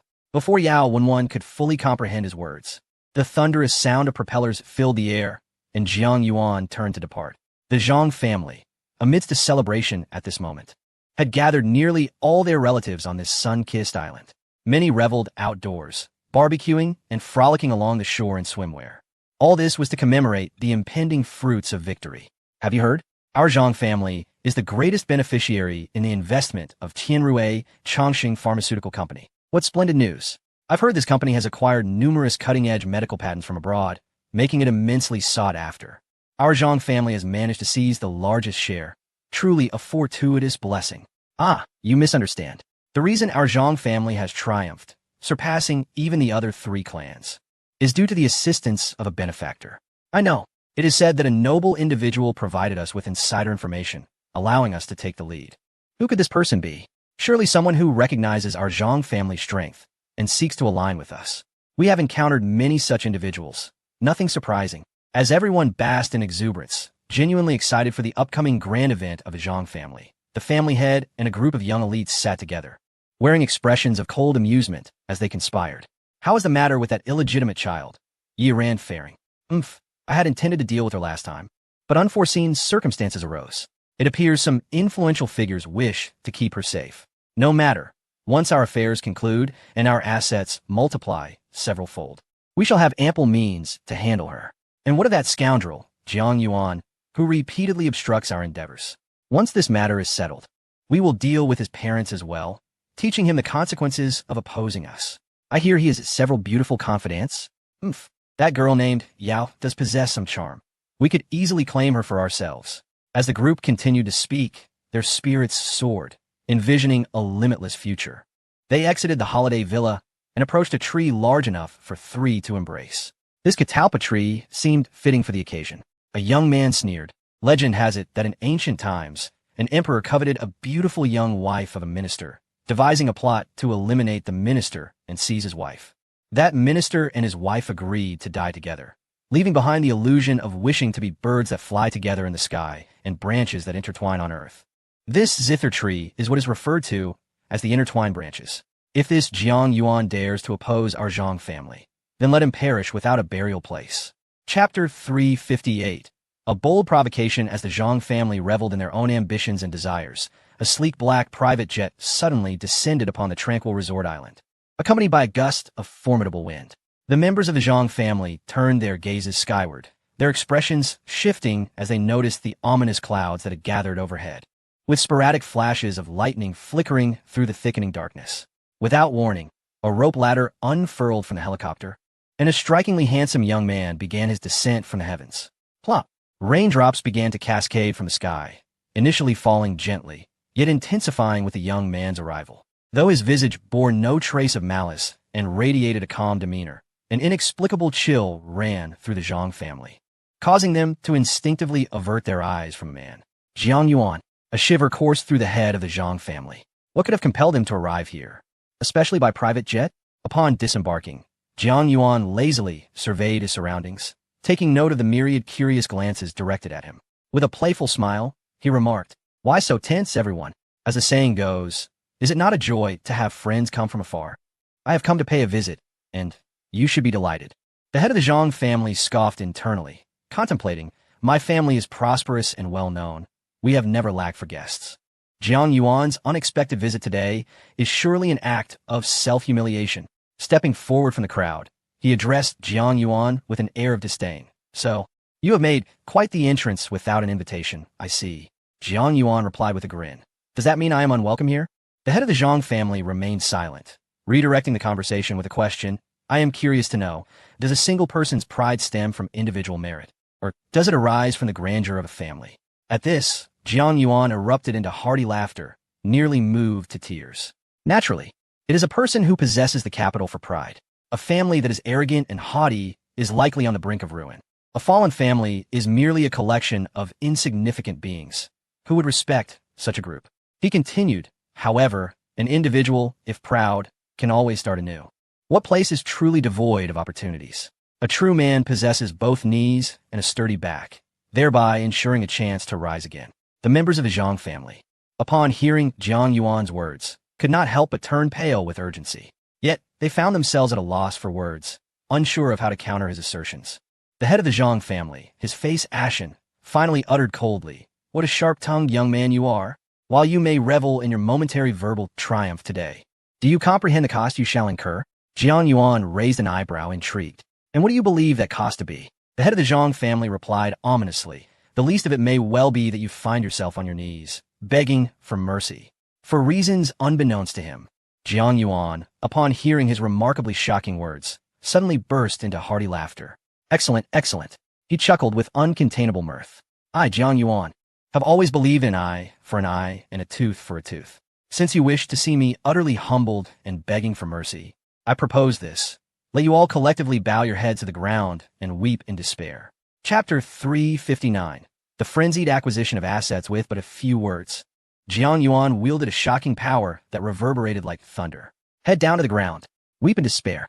Upon hearing these phrases, the Zhang family collectively turned pale, and the family head was consumed by uncontrollable rage. He glared at Jiang Yuan and exclaimed, Jiang Yuan, have you lost your mind to dare utter such wild claims here? Jiang Yuan clapped his hands and laughed, saying whether my words are mad or boastful. Zhang Hao, you will soon discover. Zhang Hao, nearly overcome by fury, felt as though he might collapse. The true name of the Zhang family head was something even the eldest son would hesitate to utter lightly. Yet, Jiang Yuan had the audacity to call him by name in such a public setting, exuding an air of brazen confidence that was undeniably humiliating. You insolent wretch! Zhang Hao's eyes were as cold as frost. You shall not escape so easily today. Jiang Yuan, with a resigned gesture, replied, if you must believe that, then I have nothing further to say. However, before you deal with my matters, perhaps you should first concern yourself with your own predicament. Zhang Hao was poised to retort, yet a sense of unease gripped him, prompting him to glance around. Logically, he was surrounded by members of the Zhang clan. Upon witnessing Jiang Yuan's behavior, they should have rushed to intervene. What was amiss? An ominous premonition began to gnaw at Zhang Hao's mind. As he surveyed the crowd, he noticed beads of cold sweat forming on the foreheads of many. Their expressions transformed from initial anger to confusion, eventually settling into profound shock and horror. The atmosphere grew palpably strange, as if the very pressure in the air had diminished to its nadir. Among those most loyal to Zhang Hao, some trembled and spoke. Family head, the stocks we invested heavily in. There are issues. Zhang Hao felt as though struck by lightning, rendered momentarily speechless. How could this be? This stock was endorsed by many of our family advisors. How could there be a problem? Upon hearing this, Jiang Yuan erupted into laughter, declaring, your Zhang family is indeed affluent, allowing you to maintain a legion of so-called advisors. Yet, these advisors are merely mercenaries bought with wealth, and are thus bound to the avarice of profit. Once you can no longer provide them with sufficient rewards, or if others promise greater gains, their loyalty will surely wane. Zhang Hao fell into a long silence, and after a considerable pause, he gazed at Jiang Yuan with deep reluctance and said, so, you did not come seeking death today, but rather to ensnare us? Jiang Yuan clapped again, chuckling precisely. After such a lengthy preparation, it is only fitting that the fisherman collects his catch in person. With a stiff expression, Zhang Hao inquired, what must we do for you to spare us? Jiang Yuan replied with a smile. Quite simple. You must open the secret treasury of the Zhang family for me. I shall take whatever I desire, and you shall not dare to protest. Zhang Hao's expression changed dramatically as he resolutely replied, impossible. The Zhang family's century-old heritage, with the majority of its rare treasures housed within a single vault, serves as the very foundation of the entire clan. Jiang Yuan cast a glance at him, his voice involuntarily rising by an octave as he questioned, do you truly believe that I am engaging in a fair negotiation with you? Chapter 360. The young girl, Xiaoyan, Jiang Yuan questioned sternly, plunging Zhang Hao into a moment of profound silence. The vast majority of Zhang family's cash flow had been invested, and should this investment falter, it would signify the shattering of their financial stability, an irrevocable end, like a line of dominoes. The first piece to fall would be the proverbial last straw that breaks the camel's back. The only potential saviors were the remaining 3 prominent families. However, they too were likely reeling from the same stock's misfortunes. Akin to farmers with scant reserves facing the onset of winter, how could they possibly extend a helping hand to a stranger? At present, Jiang Yuan wielded absolute power, while the Zhang family found themselves at his mercy. Zhang Hao inhaled deeply, striving to regain his composure. The Zhang family had endured for a century, and he bore the weight of his ancestors' aspirations. He could not allow 100 years of effort to be obliterated in an instant. Jiang Yuan, adjust your demands. Zhang Hao conceded. As long as your requests are not excessively unreasonable, we can sit down to discuss. In this world, there are no eternal enemies nor everlasting friends, only perpetual interests. Jiang Yuan cast a disdainful glance at him, scoffing, I already stated my position. Do you suppose I am engaging in a fair negotiation with you? You dare to discuss terms and bargain with me? The members of the Zhang family shifted their lips, yet ultimately lowered their hands in resignation. choosing silence. Negotiations and terms are predicated on a foundation of equal strength. Only those of comparable power can convene at a table of equals. Presently, Jiang Yuan had set a trap, and the obstinate Zhang family found themselves in a position of stark disparity. Jiang Yuan, like a fisherman, coldly observed as the Zhang family floundered upon the hook. Merely a spectator, once the great fish exhausted itself from its struggles, he would effortlessly manipulate it at his will.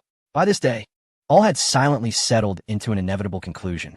Old man, Jiang Yuan jested at your age. Do you not grasp the principle that victors are kings, while the vanquished are but outlaws? If I were to lose today, would you not exact a bloody price upon me? Zhang Hao's complexion fluctuated between shades of green and white, his body trembling uncontrollably. After a prolonged silence, he appeared to have aged decades, finally exhaling a heavy sigh.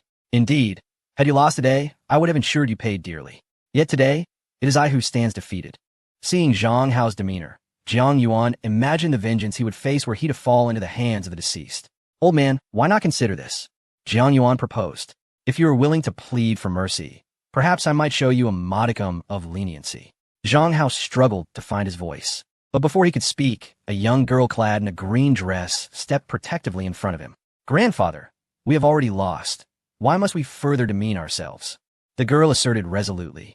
Moreover, how could he possibly let us off so easily? His demand for your plea for mercy was merely intended to humiliate us.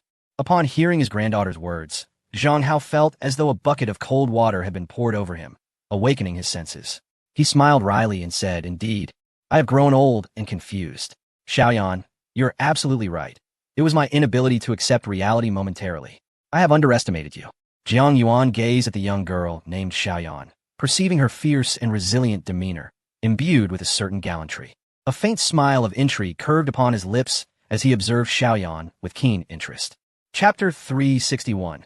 Grasping destiny by the throat, Jiang Yuan gazed at the young girl in the emerald dress before him, Xiaoyan, and smiled slightly, remarking, You possess a commendable spirit, a calm intellect, and an appearance that is truly rare.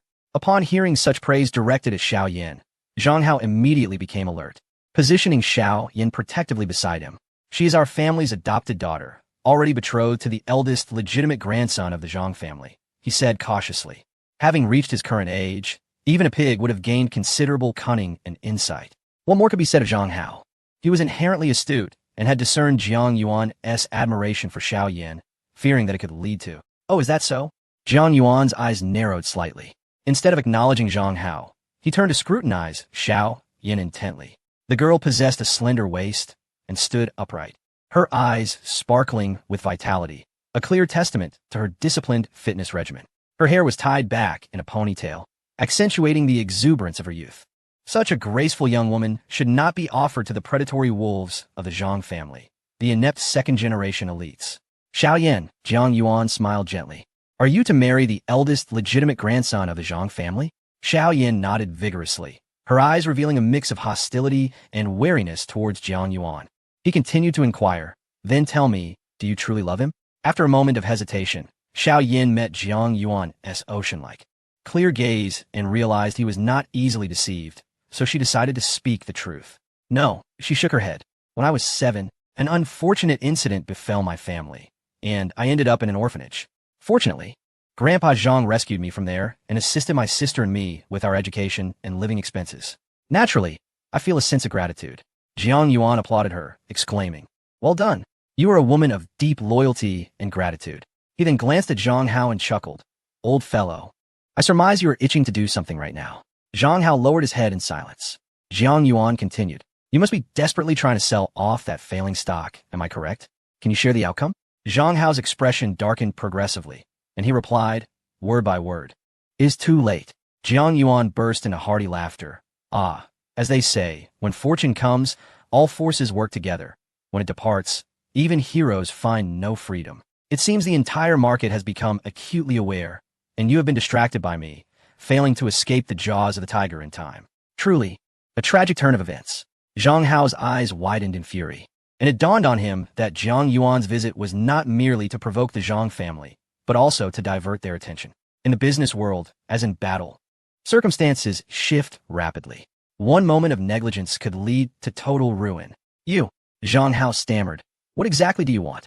Jiang Yuan raised his chin and sneered. Now you finally grasp the situation, do you not? Do you dare to refuse my request? Zhang Hao, defeated, lowered his head, tacitly acquiescing to Jiang Yuan's demands. Jiang Yuan declared with a scoff, "You, in your arrogance, dare to oppress my foster daughter, forcing her into a marriage with one she does not love. Is this not a form of moral coercion? Today, I shall act in the name of justice and rescue this young lady from her plight. Should you refuse to comply, you will have lost all sense of humanity, and I shall not hesitate to show no mercy." Chapter 362. Life is full of surprises. Jiang Yuan's words resonated with a sense of righteousness, instilling a profound sense of virtue in those who listened. However, the Zhang family, including Zhang Hao, were seething with indignation, their hearts filled with unrestrained curses. The graceful young maiden, Xiao Yan, had willingly chosen to repay the Zhang family. Yet Jiang Yuan had forcefully twisted the narrative to portray her as a victim of their oppression. In this moment, the weight of circumstances loomed larger than personal grievances, and they dared only to voice their frustrations internally, refraining from confronting Jiang Yuan directly. Moreover, although Xiao Yan claimed her decision was voluntary, the influence of the Zhang family could not be discounted. It was uncertain whether her youthful naivety had led her to such a commitment. You desire her? Very well. I consent. Zhang Hao lamented inwardly as he observed the plummeting stock prices, feeling as though he were spiraling into an abyss. Each passing moment brought further decline, threatening to plunge the Zhang family into despair. While he maintained a facade of composure, his inner turmoil was palpable. Xiao Yan's expression shifted dramatically as she prepared to speak, but Zhang Hao extended a hand to restrain her. This is your destiny. I am powerless to alter it. I hope you find the courage to face it, he stated. A wave of fierce resentment surged within Xiao Yan. Yet, given Zhang Hao's declaration, what more could she possibly say? She could not allow her personal feelings to jeopardize the entire Zhang family. Had it not been for them, her and her sister's fates would likely have been far less favorable. Reluctantly, she resigned herself to follow Jiang Yuan, her eyes ablaze with determination. Jiang Yuan smiled confidently and remarked, "That is more like it. Now, shall we proceed to explore your family's treasury?" Zhang Hao clenched his teeth, nearly biting through his lip, forcing a smile that was more akin to a grimace. "Very well, we shall comply with your wishes," he replied, swallowing his anger. Yet he added, "You must promise to cease once you acquire what you desire." Jiang Yuan laughed heartily, declaring, "Rest assured, I, Jiang Yuan, am well aware of moderation." He strode forward with an air of nonchalance, as if strolling leisurely in his own abode. "Xiao Yan, you shall lead the way," he instructed. However, after giving the command, the young woman in her emerald dress stood frozen like a statue. "You lead him," Zhang Hao sighed. Xiao Yan lowered her head and slowly approached Jiang Yuan, beginning to guide him. Jiang Yuan nodded in satisfaction, saying, "You are quite obedient." The surrounding members of the Zhang family seethed with resentment. They had originally been devising ways to eliminate Jiang Yuan and seize his woman. Yet, they were taken aback by the rapid shift in fate, finding themselves in a position of vulnerability instead. Even the young goddess they revered was compelled to yield to Jiang Yuan. What a profound humiliation this was. This arrogant Jiang Yuan would inevitably pay a bloody price for his insolence. This arrogant and ignorant individual will inevitably come to regret his actions today. Yet many, though unwilling to accept this reality, must bow their heads beneath the eaves of fate. The tide has undeniably turned, and even Zhang Hao, who is usually revered as the head of the family, finds himself compelled to submit. How much more so for the others? They can only watch helplessly as Jiang Yuan strides confidently into the treasure vault of the Zhang family. Upon his arrival, Jiang Yuan gazes around in delight, truly amazed by the surprises life has to offer. A faint smile graces his lips. Chapter 363. The Zhang family vault. Jiang Yuan commanded someone to retrieve the key and unlocked a nearby safe. Upon discerning the contents within, an expression of uncontainable astonishment overtook him. The safe harbored no less than 1,000 property contracts, the majority of which pertained to ultra-prime real estate situated in central locations. Even during his own 10 consecutive draws, although he did not lack for ordinary properties, the probability of acquiring such rare assets was exceedingly low. Yet, within this modest safe lay an astonishing collection of luxurious estates. It was no wonder that the Zhang family, upon learning of his intention to retrieve items from this location, exhibited a mix of fury and anxiety, their eyes nearly turning green with envy. This was merely the outermost layer of small safe. It was filled to the brim with contracts of immeasurable worth. One could hardly fathom what other invaluable treasures might be discovered deeper within. Jiang Yuan marveled at the sheer audacity of the Zhang family. The depth of their generational wealth was truly unfathomable.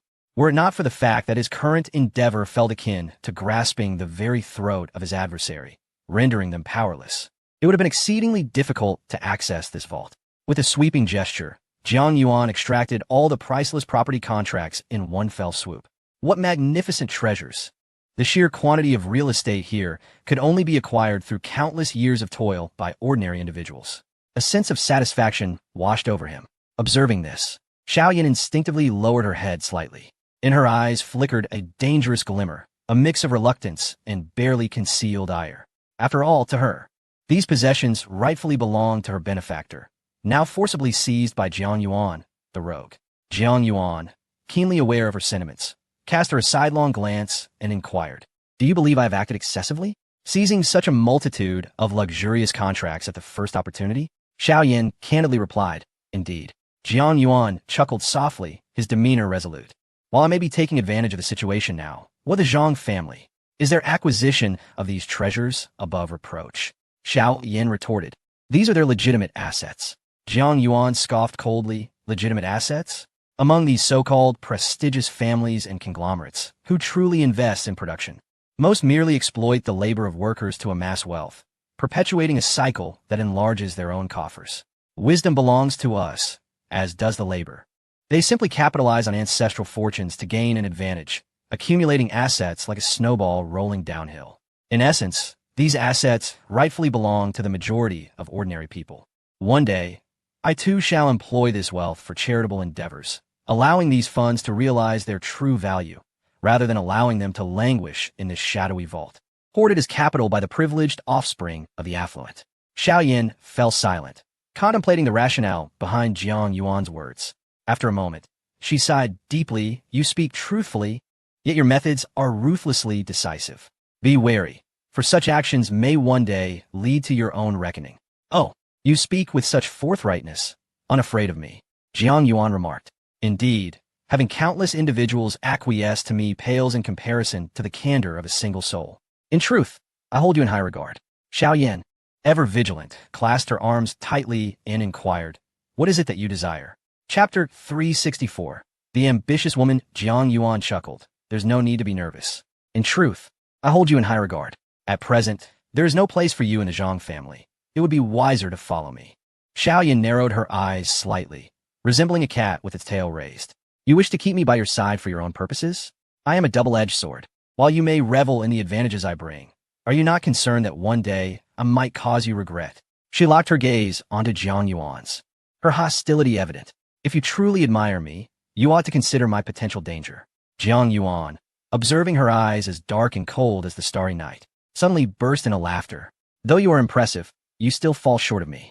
He flashed a provocative smile. "Having someone as perilous as you by my side is indeed intriguing, for your intellect does not quite match mine. Attempting to harm me would prove quite a challenge, whereas guarding against your potential threats is merely child's play." Xiaoyan lowered her head slightly and replied, "If that is the case, I hope you do not come to regret your decision today. A game must have its winners and losers to be enjoyable." Jiang Yuan licked his lips, akin to a tiger eyeing its prey. "What fun is there in a game that is guaranteed to be won? In the end, I shall ensure that you are utterly devoted to me, willingly serving at my side. However, since I wish to accept you, I must present you with a proper gift to adhere to decorum." Xiaoyan inquired in surprise, "A gift? What do you wish to give me?" Jiang Yuan, with great generosity, replied, "This treasury is filled with an abundance of treasures. You may select anything from valuable property contracts to countless legitimate high-quality assets." Any ordinary woman hearing Jiang Yuan's offer would likely be overwhelmed with joy. Each item here would be a coveted gem for the average person. To speak of just one exquisite property in the city center is enough to sustain a family for a lifetime, providing ample leisure without a care in the world, simply lying back and collecting rent. If given the opportunity, who would not wish to be the victor of a life spent in ease, allowing their children to be born into luxury? The allure of such prospects is unparalleled. Jiang Yuan believed that most women he knew would find it impossible to resist such an offer. However, Xiaoyan did not display any signs of elation or excessive excitement upon hearing this. Her calm gaze swept the room, showing no interest in the luxurious properties. Instead, her attention was drawn to a white safe adorned with an intricate list of countless English terms, most of which were abbreviations of specialized jargon, such as ROC. Upon opening it, she discovered it was filled with a multitude of USB drives and disks, containing an immeasurable wealth of data. These were essentially the customer records amassed from the products developed by the Zhang family over the past few years. Xiaoyan remarked, "What I desire is quite simple. I would like a backup of these materials." Jiang Yuan could not help but secretly admire her. This woman is extraordinary. The average person, upon encountering such abundant and premium assets, would likely be utterly captivated, for these items are worth no less than tens of millions. Jiang Yuan mused. Yet, she only requests the client's information, which primarily consists of user habits, places of origin, and hobbies, trivialities that would be of little use to the common individual. This clearly indicates her considerable ambition. Chapter 365. Settling gains. Jiang Yuan couldn't help but regard this woman with newfound admiration. It is indeed human nature to covet wealth. Only those with grand aspirations can restrain themselves. Faced with such temptation, this woman remained remarkably composed, merely requesting a substantial data backup from her clients. Her ambitions are considerable, and as the moment calls for capable individuals, entrusting her with certain tasks to assess her abilities seems prudent, Jiang Yuan mused. The think tanks on the international stage are certainly not as easily swayed as the Zhang families. In a true arena of power, one inevitably requires capable allies. Having resolved his thoughts, Jiang Yuan began to scrutinize Xiaoyan's appearance more closely. She possessed goddess-like long black hair, and through her delicate bangs, one could clearly discern a pair of willow-like eyebrows and eyes as clear as autumn waters. She exuded an aura of coolness and distance, suggesting that she was a woman of considerable rationality. Jiang Yuan summoned the system and discreetly conducted a scan. Name: EIN, H, 23, Appearance 9. 9. Specialty: Management and Analysis, Advanced. Loyalty: 56. Warning: Low loyalty, highly susceptible to betrayal. While Jiang Yuan found the initial data satisfactory, his eyes narrowed slightly upon seeing the loyalty rating. No matter. I shall gradually win this woman over to my side, he reflected. I will not rely on external factors. I will make her willingly serve my interests. With that resolve, Jiang Yuan continued to explore the treasures within the Zhang family's vault. Most of these savings were intended as a precautionary measure, a legacy left behind in case the Zhang family faced unimaginable calamities and needed to rise again. Much of this information had been gleaned from those in the Zhang think tank whom he had acquired. Given the vast quantity of items, Jiang Yuan took a cursory glance before delegating the task of compiling a detailed inventory to Xiaoyan. He then set about searching independently, hoping to stumble upon some records related to Yi Yiran's past incidents. However, the sheer volume of archives was overwhelming, with many aging file bags that, when disturbed, sent up clouds of dust, causing Jiang Yuan to frown. While he sifted through the documents, Xiaoyan swiftly organized a comprehensive inventory of the majority of the assets. Total number of antiques: 317, including Abundant Harvest, Golden Marital Bliss, Azure Sky, Fortuitous Turn of Events. Total number of fine wines: 1,036 bottles. Total number of gold ornaments: 2,013 items. Total number of jade ornaments: 2,046 items. The sheer volume of valuable items was staggering. The inventory alone filled approximately 3 sheets of A4 paper, a testament to the Zhang family's century-old wealth.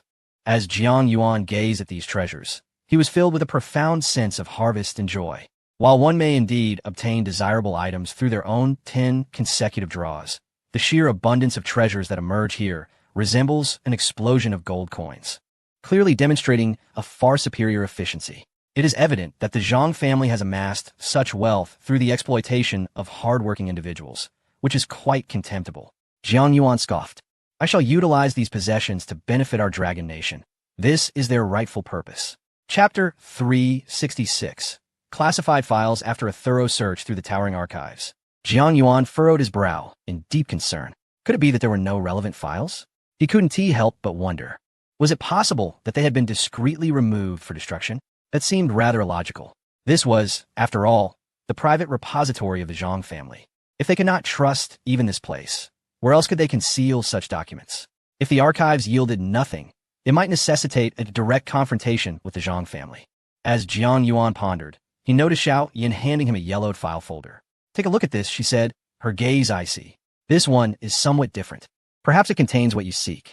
Upon opening the folder, Jiang Yuan found it to be an exceedingly mundane client file.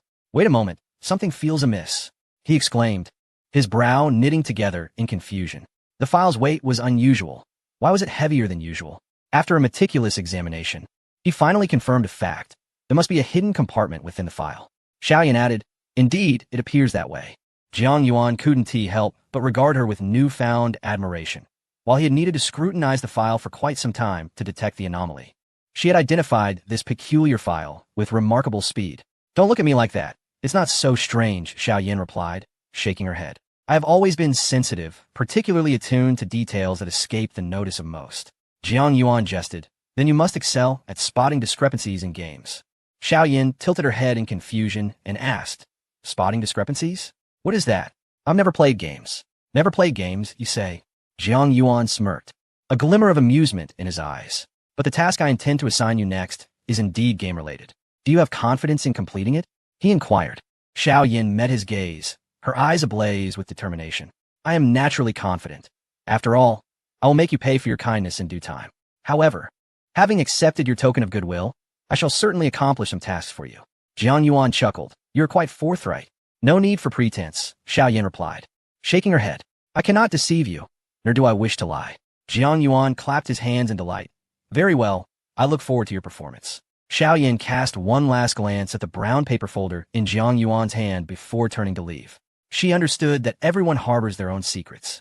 The files stored within the Zhang family's repository, sealed in such a peculiar manner, undoubtedly contained astonishing revelations. Such secrets, one might wager, could scarcely be divulged even in a face-to-face confrontation with the Zhang family. With a sense of discretion, Xiaoyan departed, and Jiang Yuan admired her graceful silhouette as she walked away, a hint of appreciation crossing his features. She was perceptive and insightful, with a limitless future ahead. Jiang Yuan chuckled softly, yet lamented, what a pity. Her demeanor is not particularly endearing. If only she were a tad more approachable. Among the women that Jiang Yuan encountered, the vast majority were relatively easy to win over. After all, most women are captivated by appearances. Being handsome is akin to possessing a magical advantage in romantic pursuits. While some may invest considerable resources, dignity, and endure countless hardships to garner a modicum of affection, a man of striking looks often requires merely a glance to elicit admiration from a woman, without any sacrifice. Some individuals are born into the realm of love, while others labor like beasts of burden in its pursuit. The disparity between people is truly unimaginable. However, Xiaoyan stands as an exception. She possesses not only a unique allure, but also remarkable intelligence, refusing to judge others solely by their appearance. This piqued my interest greatly. Jiang Yuan licked his lips.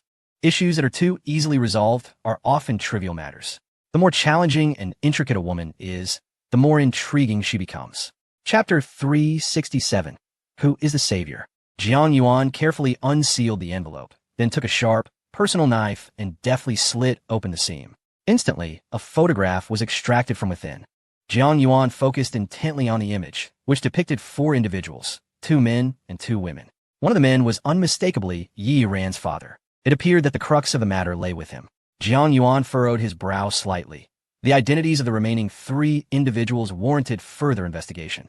After pondering for a moment, he resolved to rescue Yi Ran's father first.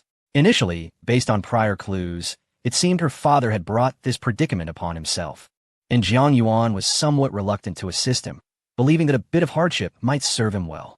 However, given the potential utility of his involvement and the apparent signs of a turning tide, it was prudent to extricate him from Zhang's clutches to avoid misjudging an innocent.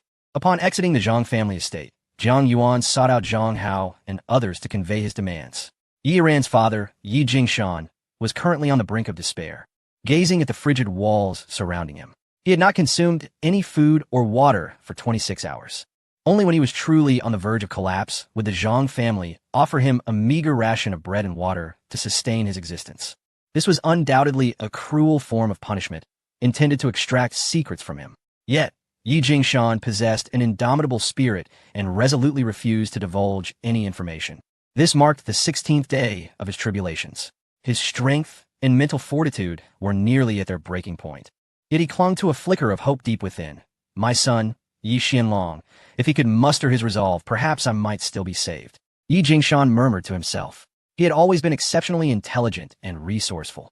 He would surely find a way to rescue me. However, just as a glimmer of hope lingered in his heart, a mocking laughter echoed nearby. With the connections of the Zhang family. Do you truly believe your son could rescue you? An elderly man with a head full of white hair cautioned. Old Yi, although our acquaintance has been brief, I advise you, if you disclose everything you know, you could be free in an instant. Yi Jingshan glared, responding, you have secrets too. Why don't you share them if it means you can walk free? The old man chuckled softly, but remained silent. Everyone harbors secrets, and the value of some secrets could be beyond the comprehension of ordinary individuals. Just as the elderly man fell silent, the door to their confinement creaked open. A young man clad in a suit entered the room, briefly assessing Yi Jingshan's condition before stating, you may leave now. May leave? Yi Jingshan and the old man were both taken aback. Happiness arrived so unexpectedly. I must express my gratitude towards your benefactor. The young man remarked as he cast a lingering glance at Yi Jingshan before addressing the old man. You have not been so fortunate, it seems. A profound shock flickered in the old man's eyes as he inquired, what on earth has transpired? Who possesses the power to rescue old Yi directly? By all that is holy, I wish to escape as well. Yi Jingshan himself felt a wave of dizziness, having offended the Zhang family and clinging tightly to his secrets. He had long anticipated a prolonged captivity. Yet, at this moment, a benefactor had intervened, granting him a second chance at life. Who, may I ask, is this noble soul who has saved me? Chapter 368. The astonishment of Yi Jingshan. Jiang Yuan sat comfortably on the sofa, his fingers interlaced. Before him lay a steaming cup of Blue Mountain coffee, quietly exuding the rich aroma of premium coffee beans. Xiaoyan held a list, reciting aloud the gains from the Zhang family's treasure vault for the second time. With each word, Jiang Yuan felt an increasing sense of fulfillment and was quite pleased with the results of this journey. Knock, knock, knock. A gentle rap echoed at the door, followed by a voice filled with utmost respect. Mr. Jiang, the person you requested has arrived. Jiang Yuan casually replied, yes, come in. Yi Jingshan staggered into the room, his steps unsteady. After being trapped for half a month under dire conditions, his body could barely withstand the strain. He gazed around in confusion, momentarily questioning whether he was hallucinating. The sudden influx of happiness left him disoriented. Just moments ago, he had been a prisoner, grappling with a tumultuous fate. Yet now he found himself basking in the warmth of freedom. He even wondered if he might awaken from this dream, only to find himself back in his cell. Could it be my son, Xianlong, who orchestrated my rescue? Yi Jingshan pondered with a mix of suspicion and hope. At that moment, Jiang Yuan, seated above him, spoke slowly. His voice, though not loud, possessed a unique, penetrating quality, capable of piercing through the hearts and minds of those who heard it. Nice to meet you for the first time. Uncle, Jiang Yuan smiled. You're safe now. I hear you have endured considerable hardship lately. Please, sit and have something to eat. Yi Jingshan lifted his head and finally discerned Jiang Yuan's features, his pupils narrowing slightly. This young man possesses an extraordinary appearance. He seems somewhat familiar. Jiang Yuan gestured for the attendants to bring forth an array of steaming, delectable dishes. There were roasted chickens enveloped in a special sauce, rich fish soup, and golden salted ribs. Having gone several days without a proper meal, Yi Jingshan's stomach rumbled at the enticing aromas, causing his throat to stir and saliva to flood his mouth. Yet, when faced with such culinary delights, he did not immediately indulge, but instead fell into a state of dazed contemplation. The moment he laid eyes on Jiang Yuan, uncertainty gripped him. Why you are? He stammered, vaguely sensing that Jiang Yuan's face was familiar, though he could not place it. Jiang Yuan chuckled softly and said, forgive me for not introducing myself earlier. My name is Jiang Yuan. Yi Jingshan froze, suddenly rooted to the spot. He had assumed that it was his son Yi Xianlong who had sent someone to rescue him. But it was now evident that the situation was far more complex. This Jiang Yuan. His name rings a bell. Why can't I recall it? Damn it. Yi Jingshan lamented internally. My hunger has dulled my strength and memory. Upon witnessing the situation, Jiang Yuan offered a subtle smile and remarked, I am your daughter, Yi Yiran's friend, having shared a profound bond with her. Upon hearing Jiang Yuan's words, Yi Jingshan abruptly lifted his head, gazing at Jiang Yuan in astonishment and exclaiming, so, it is you. You possess such abilities that you could rescue me from the clutches of the Zhang family? Chapter 369. The Mystery of the Goddess's Origin. Jiang Yuan smiled and remarked, Uncle, there is no need for surprise.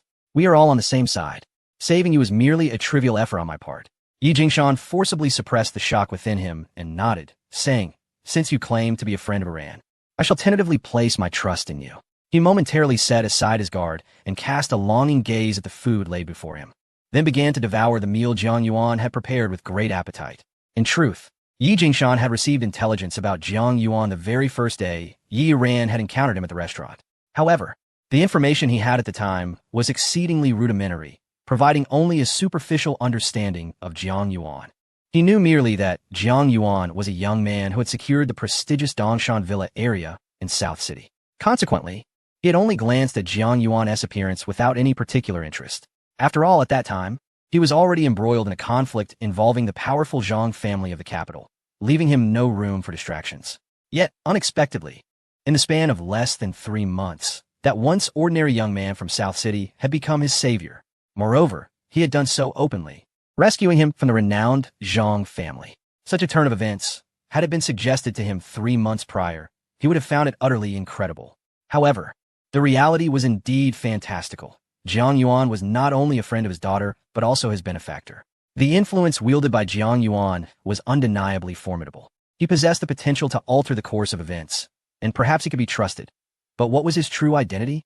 Was Jiang Yuan a concealed international real estate magnate, or perhaps the illegitimate son of a globally recognized businessman? At least within the confines of Longhua. Aside from the 4 great families, it was nearly impossible to find someone of Jiang Yuan's caliber. As Yi Jingshan continued to fill his empty stomach with food, he incessantly speculated about Jiang Yuan's identity in his mind. When he finally felt he could consume no more meat or sip another drop of soup, he let out a contented sigh of relief. He patted his full belly, nearly brought to tears. "Brother Jiang Yuan, I truly owe you my gratitude," Yi Jingshan expressed sincerely.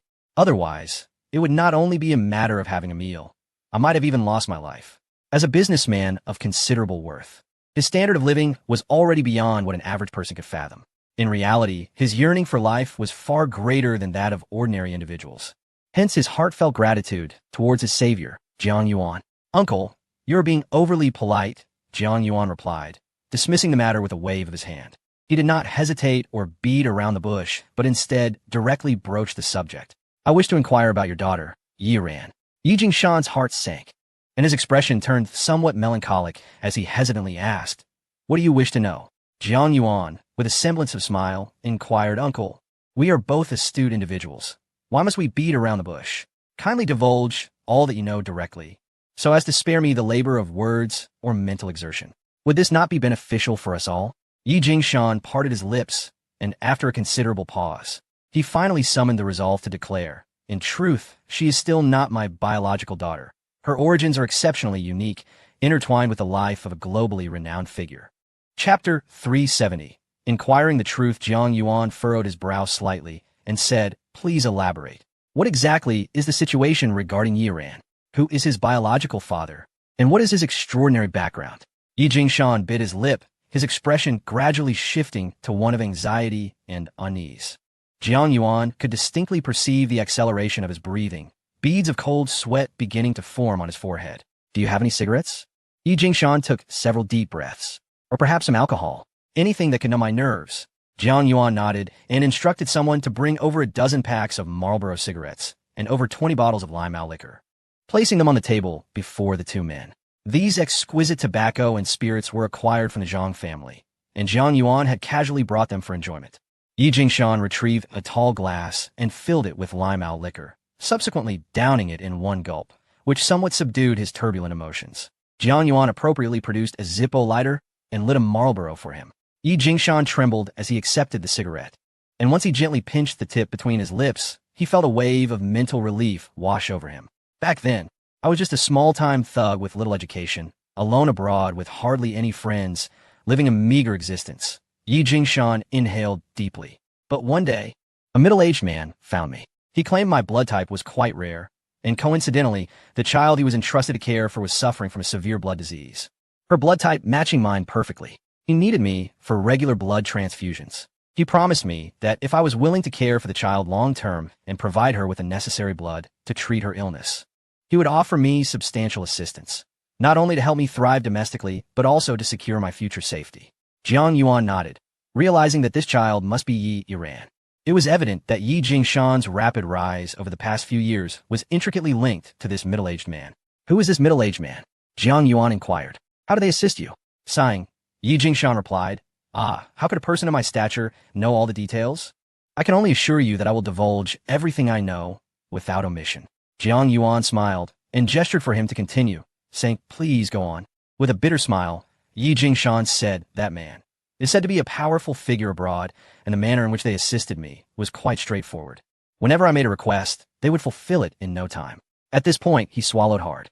I expressed my desire to enter the antique business, and they immediately opened up connections for me in Nancheng, even securing a substantial collection of precious antiques, helping me establish a solid foundation in the antique trade. When I indicated my interest in investing in real estate, they promptly obtained several of the finest properties in Nancheng for me. Jiang Yuan suddenly inquired, has uncle never been curious about this person's true identity? Yi Jingshan, with a pained expression, replied, naturally, I harbor curiosity towards those who are exceedingly mysterious. However, every individual I discreetly dispatch to gather information has, for the most part, severed all ties with me. I am left in the dark as to whether they have simply retired or departed from this world entirely. Jiang Yuan pressed on. Then why did the Zhang family seek to persecute you? What is it that they truly wish to uncover? Yi Jingshan exhaled softly and explained. The Zhang family may have received certain intelligence, leading them to believe that capturing Yiran would grant them a significant advantage, a bargaining chip. They intend to utilize this leverage to negotiate with that influential figure. Chapter 371. The ones you must never provocate. Jiang Yuan took a delicate sip of his coffee, steadily processing the information conveyed by Yi Jingshan. Although he was the man's savior, the possibility lingered that he might have concealed certain truths or spun a web of deceit if the matter at hand became too convoluted. If Yiran's lineage were indeed as he suspected, it raised several questions. Was there truly no alternative treatment for her scurvy? If her biological father possessed such remarkable prowess, he would surely have devised more effective solutions, rendering it unnecessary to entrust her to Yi Jingshan's care. Could it be that the so-called treatments for scurvy, such as blood transfusions, were merely a fade, diverting attention from the real issue? Was the genuine intention to ensure Yi Yiran lived in seclusion within Longhua, leading a quiet life? His mind raced with thoughts, while Yi Jingshan remained silent. After articulating his previous statements, he felt akin to a deflated balloon. This secret had been kept for far too long, and its sudden revelation brought an inexplicable sense of relief, swiftly followed by waves of anxiety. Moments later, Yi Jingshan's heart began to race. He had indeed withheld a crucial piece of information. The terror of Yi Yiran's biological father was far beyond Jiang Yuan's imagination. After a span of 10 minutes, having contemplated deeply, Jiang Yuan fixed his gaze on Yi Jingshan. Uncle Yi, Jiang Yuan squinted and suddenly spoke, please disclose everything you know. I trust you possess more intelligence than you have shared. Yi Jingshan remained reticent, slightly bowing his head as he replied, I have divulged all that I am aware of. I have honored our agreement, and I implore you not to be so aggressive. Jiang Yuan responded with a gentle, oh, accompanied by a smile that appeared rather nonchalant. Perhaps excessively so. Knock, knock, knock. The door was rapped upon. Come in, Jiang Yuan called. The footsteps evoked an acute sense of insecurity within Yi Jingshan, causing the hair on his body to stand on end like that of a startled hedgehog. He turned his head with some rigidity, only to find 3 of Jiang Yuan's personal bodyguards standing silently in the shadows. These 3 individuals seemed to meld into the darkness, exuding an aura of unease and terror. Yi Jingshan was taken aback. The chilling presence radiating from them inflicted considerable psychological pressure. It was evident that Jiang Yuan's bodyguards were not of ordinary origin.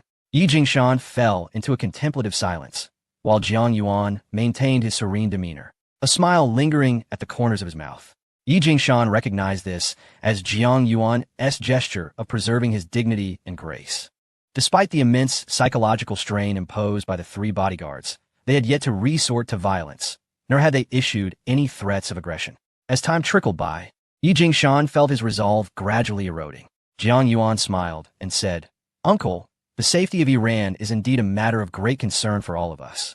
If you are unwilling to divulge everything, I fear her safety cannot be truly guaranteed. Although you are not her biological father, you have lived together for many years. Surely there exists some affection between you? It would be unthinkable to simply watch her face the possibility of death. Yi Jingshan lowered his head even further, acknowledging the truth in Jiang Yuan's words. In reality, had he not raised Yi Ran as his own daughter? The thought of revealing that he belonged to that family filled him with dread. He feared that such a disclosure would plunge him into an abyss from which there would be no return, a fate far worse than death. With a bitter smile, Yi Jingshan remarked, "Little brother Jiang Yuan, your talents are boundless, and you undoubtedly possess the means to resolve everything. I can only impart one unequivocal piece of information.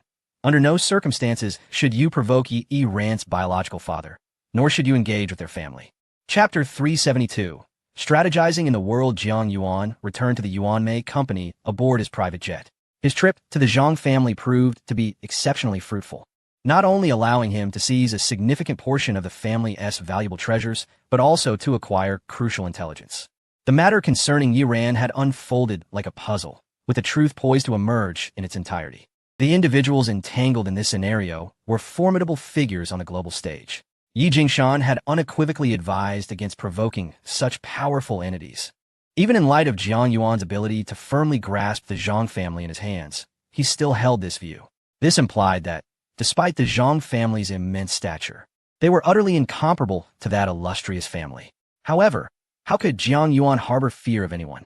Since his debut, he had yet to experience the taste of terror. Yet, matters concerning Yuanmei had lingered for quite some time. Jiang Yuan chuckled softly. Nevertheless, in the modern gaming industry, the development of projects is evidently proportional to both revenue and time. The longer one waits, the finer the product becomes, and the anticipated revenue is indeed exciting. At this moment, Jiang Yuan sat in the presidential office of a prestigious skyscraper. Beside him stood an exquisite secretary clad in professional attire. She diligently reported on various work-related matters, including updates regarding the Legend of the Watchers project. After listening to her report, Jiang Yuan pondered his next course of action. The loyal secretary inquired, "Director Jiang, do you have any instructions for me? I am at your service." Jiang Yuan cast a glance at her, fully aware of her subtle intentions. Although she possessed considerable beauty and an appealing figure, Jiang Yuan had more pressing matters at hand. He waved his hand dismissively, saying, "Please step out and ask Xiao Yan to come in." "Director Jiang, if you have any requests, you can tell me any time. I am more than willing to fulfill your every desire," the secretary replied devotedly. Jiang Yuan feigned ignorance to her insinuation, merely nodding and responding, "Yes, I understand." The flicker of disappointment in the secretary's eyes was evident, yet she dared not linger and promptly exited. Approximately 5 minutes later, Xiao Yan entered the room. "You called for me?" she asked calmly. Jiang Yuan corrected her. "You are now my subordinate. You should inquire what I require of you." Xiao Yan did not dwell on this point, but directly stated, "Please issue the task." Jiang Yuan smiled and said, "I have 3 assignments for you." Xiao Yan replied, "Please go on." Jiang Yuan instructed, "Firstly, you will be responsible for the personnel management of the Legend of the Watchers project. Secondly, I have arranged for you to have a mentor who will assist you in enhancing your management skills." Xiao Yan's eyes sparkled with curiosity as she asked, "What is the third?" Jiang Yuan paused for a moment before speaking. "Have you ever contemplated the possibility that the accident involving your parents was not an accident at all?" Upon hearing this, Xiao Yan trembled involuntarily, her disbelief evident as she asked, "Do you have information?" Jiang Yuan smiled enigmatically and replied, "Once you have completed the task I assigned to you, I shall reveal everything to you." Chapter 373. The Revival of Memories and the Mysterious Girl. After Jiang Yuan had conveyed his instructions, he waved his hand dismissively and said, "You may leave now." Xiao Yan cast a lingering glance at Jiang Yuan and replied, "I hope you will uphold your promise." With that, she turned and exited the office. Jiang Yuan then lit a cigar, a flicker of unusual light dancing in his eyes. After such a lengthy passage of time, the effects of the medication began to manifest. "My memories have been restored to about 30%. He inhaled deeply, contemplating the reasons behind his prior consumption of that drug, which had forced him to forget certain events. At the age of 7, Jiang Yuan and 2 childhood friends had encountered an inexplicable calamity. A fire, resulting from an unforeseen accident, led to Jiang Yuan witnessing several of his companions trapped within the inferno. His survival was due to the heroic efforts of a taller friend, who had developed early and risked everything to save him. This survivor was none other than the mysterious girl he had seen recently. The other friend, the one who had saved his life, was currently employed in a secluded small town. This tragic fire had left Jiang Yuan with deep-seated PTSD. Consequently, he had to resort to blockers to force himself to forget certain memories. The mysterious girl turned out to be one of my companions. Jiang Yuan mused. No wonder she was so supportive regarding Yiran. It appears we share a past. After that fire, they had all relocated to different places. It seems she has been faring well. I wonder how the other friend is doing. As Jiang Yuan reflected on these heavy memories, he felt an urgent desire to reunite with them, particularly the friend who had saved his life. He needed to express his gratitude in person. Jiang Yuan opened his QQ group and navigated to his hometown group. To his slight surprise, he found several notifications from another high school class group tagging him. Jiang Yuan, you can't possibly have taken those two fools' advice, right? Do not invest in that stock. It's fraught with issues. Many who bought it have lost everything, down to their last pair of undergarments. Jiang Yuan, are you there? If so, please say something to put our minds at ease. Seeing these well-meaning reminders from his old classmates, Jiang Yuan couldn't help but chuckle at the irony. The stock debacle was, in fact, his own creation. He had anticipated the overwhelming consequences, which had indeed left many people in dire straits. Perhaps he could find a way to compensate these old friends later, he thought. For now, I simply wish to see that friend who risked everything to save me during the fire. I wonder how he has fared after all these years. While lost in thought, Jiang Yuan reached out to his hometown friends. After a brief exchange, he quickly obtained a contact address, the only one left by that friend after moving away. Jiang Yuan dialed Yao Wenwen's number, requesting her assistance in making preparations for his imminent departure. Boss, why must you personally take charge of such trivial matters? Yao Wenwen implored. In truth, we, your subordinates, could swiftly manage everything and bring the individuals to you. There's truly no need for you to go in person. Chapter 374. Until everything comes to an end, Jiang Yuan shook his head and said, It is not permissible. Our bond is profound, and he has bestowed kindness upon me in the past. Naturally, I must pay him a visit myself. Yao Wenwen hesitated, responding, but what if we encounter danger along the way? Jiang Yuan replied, That is unlikely. With those 3 bodyguards accompanying me, the chances of anything going awry are minimal. Yao Wenwen, still unconvinced, continued to urge. However, we are in tumultuous times. It is highly possible that someone may attempt to take advantage of the situation to harm you. Jiang Yuan chuckled softly. I shall be gone only for a short while, and besides, no one can commit misdeeds under my watchful eyes. Seeing that her attempts to persuade him were futile, Yao Wenwen reluctantly acquiesced. Then I shall accompany you. Jiang Yuan regarded her with mild surprise, sensing an unusual tension in her demeanor. This girl was typically not so anxious. What could be troubling her today? Wenwen, Jiang Yuan gazed deeply into her eyes. Tell me, have you received any special news? Yao Wenwen hesitated for a moment before responding helplessly. It is not from official channels, merely rumors. But the content is quite unfavorable for us. I thought it prudent to alert you, as it is better to be cautious. Jiang Yuan inquired directly, What is it? With a worried expression, Yao Wenwen revealed, Some influential figures abroad have already set their sights on you. It is said they have dispatched numerous individuals to gather information, and if necessary, they might even resort to an attack.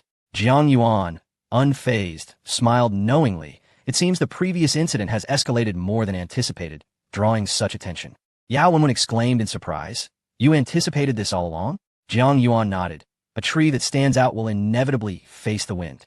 Having made this decision, I have prepared myself mentally for the consequences. He rose and walked to Yao Wenwen's side, gently embracing her, his right hand tenderly stroking her hair. Boss, you. Yao Wenwen was enveloped in a dizzying sense of happiness, her face gradually flushing with warmth.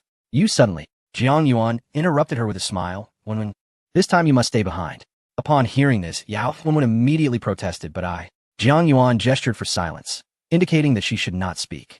The atmosphere gradually settled into a serene stillness, the dim light casting a tranquil ambience. Jiang Yuan said, Wenwen, if something were to happen to me, my greatest concern would be for my mother. Even if all goes well this time, who can predict the future? I hope that when the time comes, you will take good care of her. Yao Wenwen nodded vigorously, promptly assuring him, Boss, you are destined for greatness, and nothing will happen to you.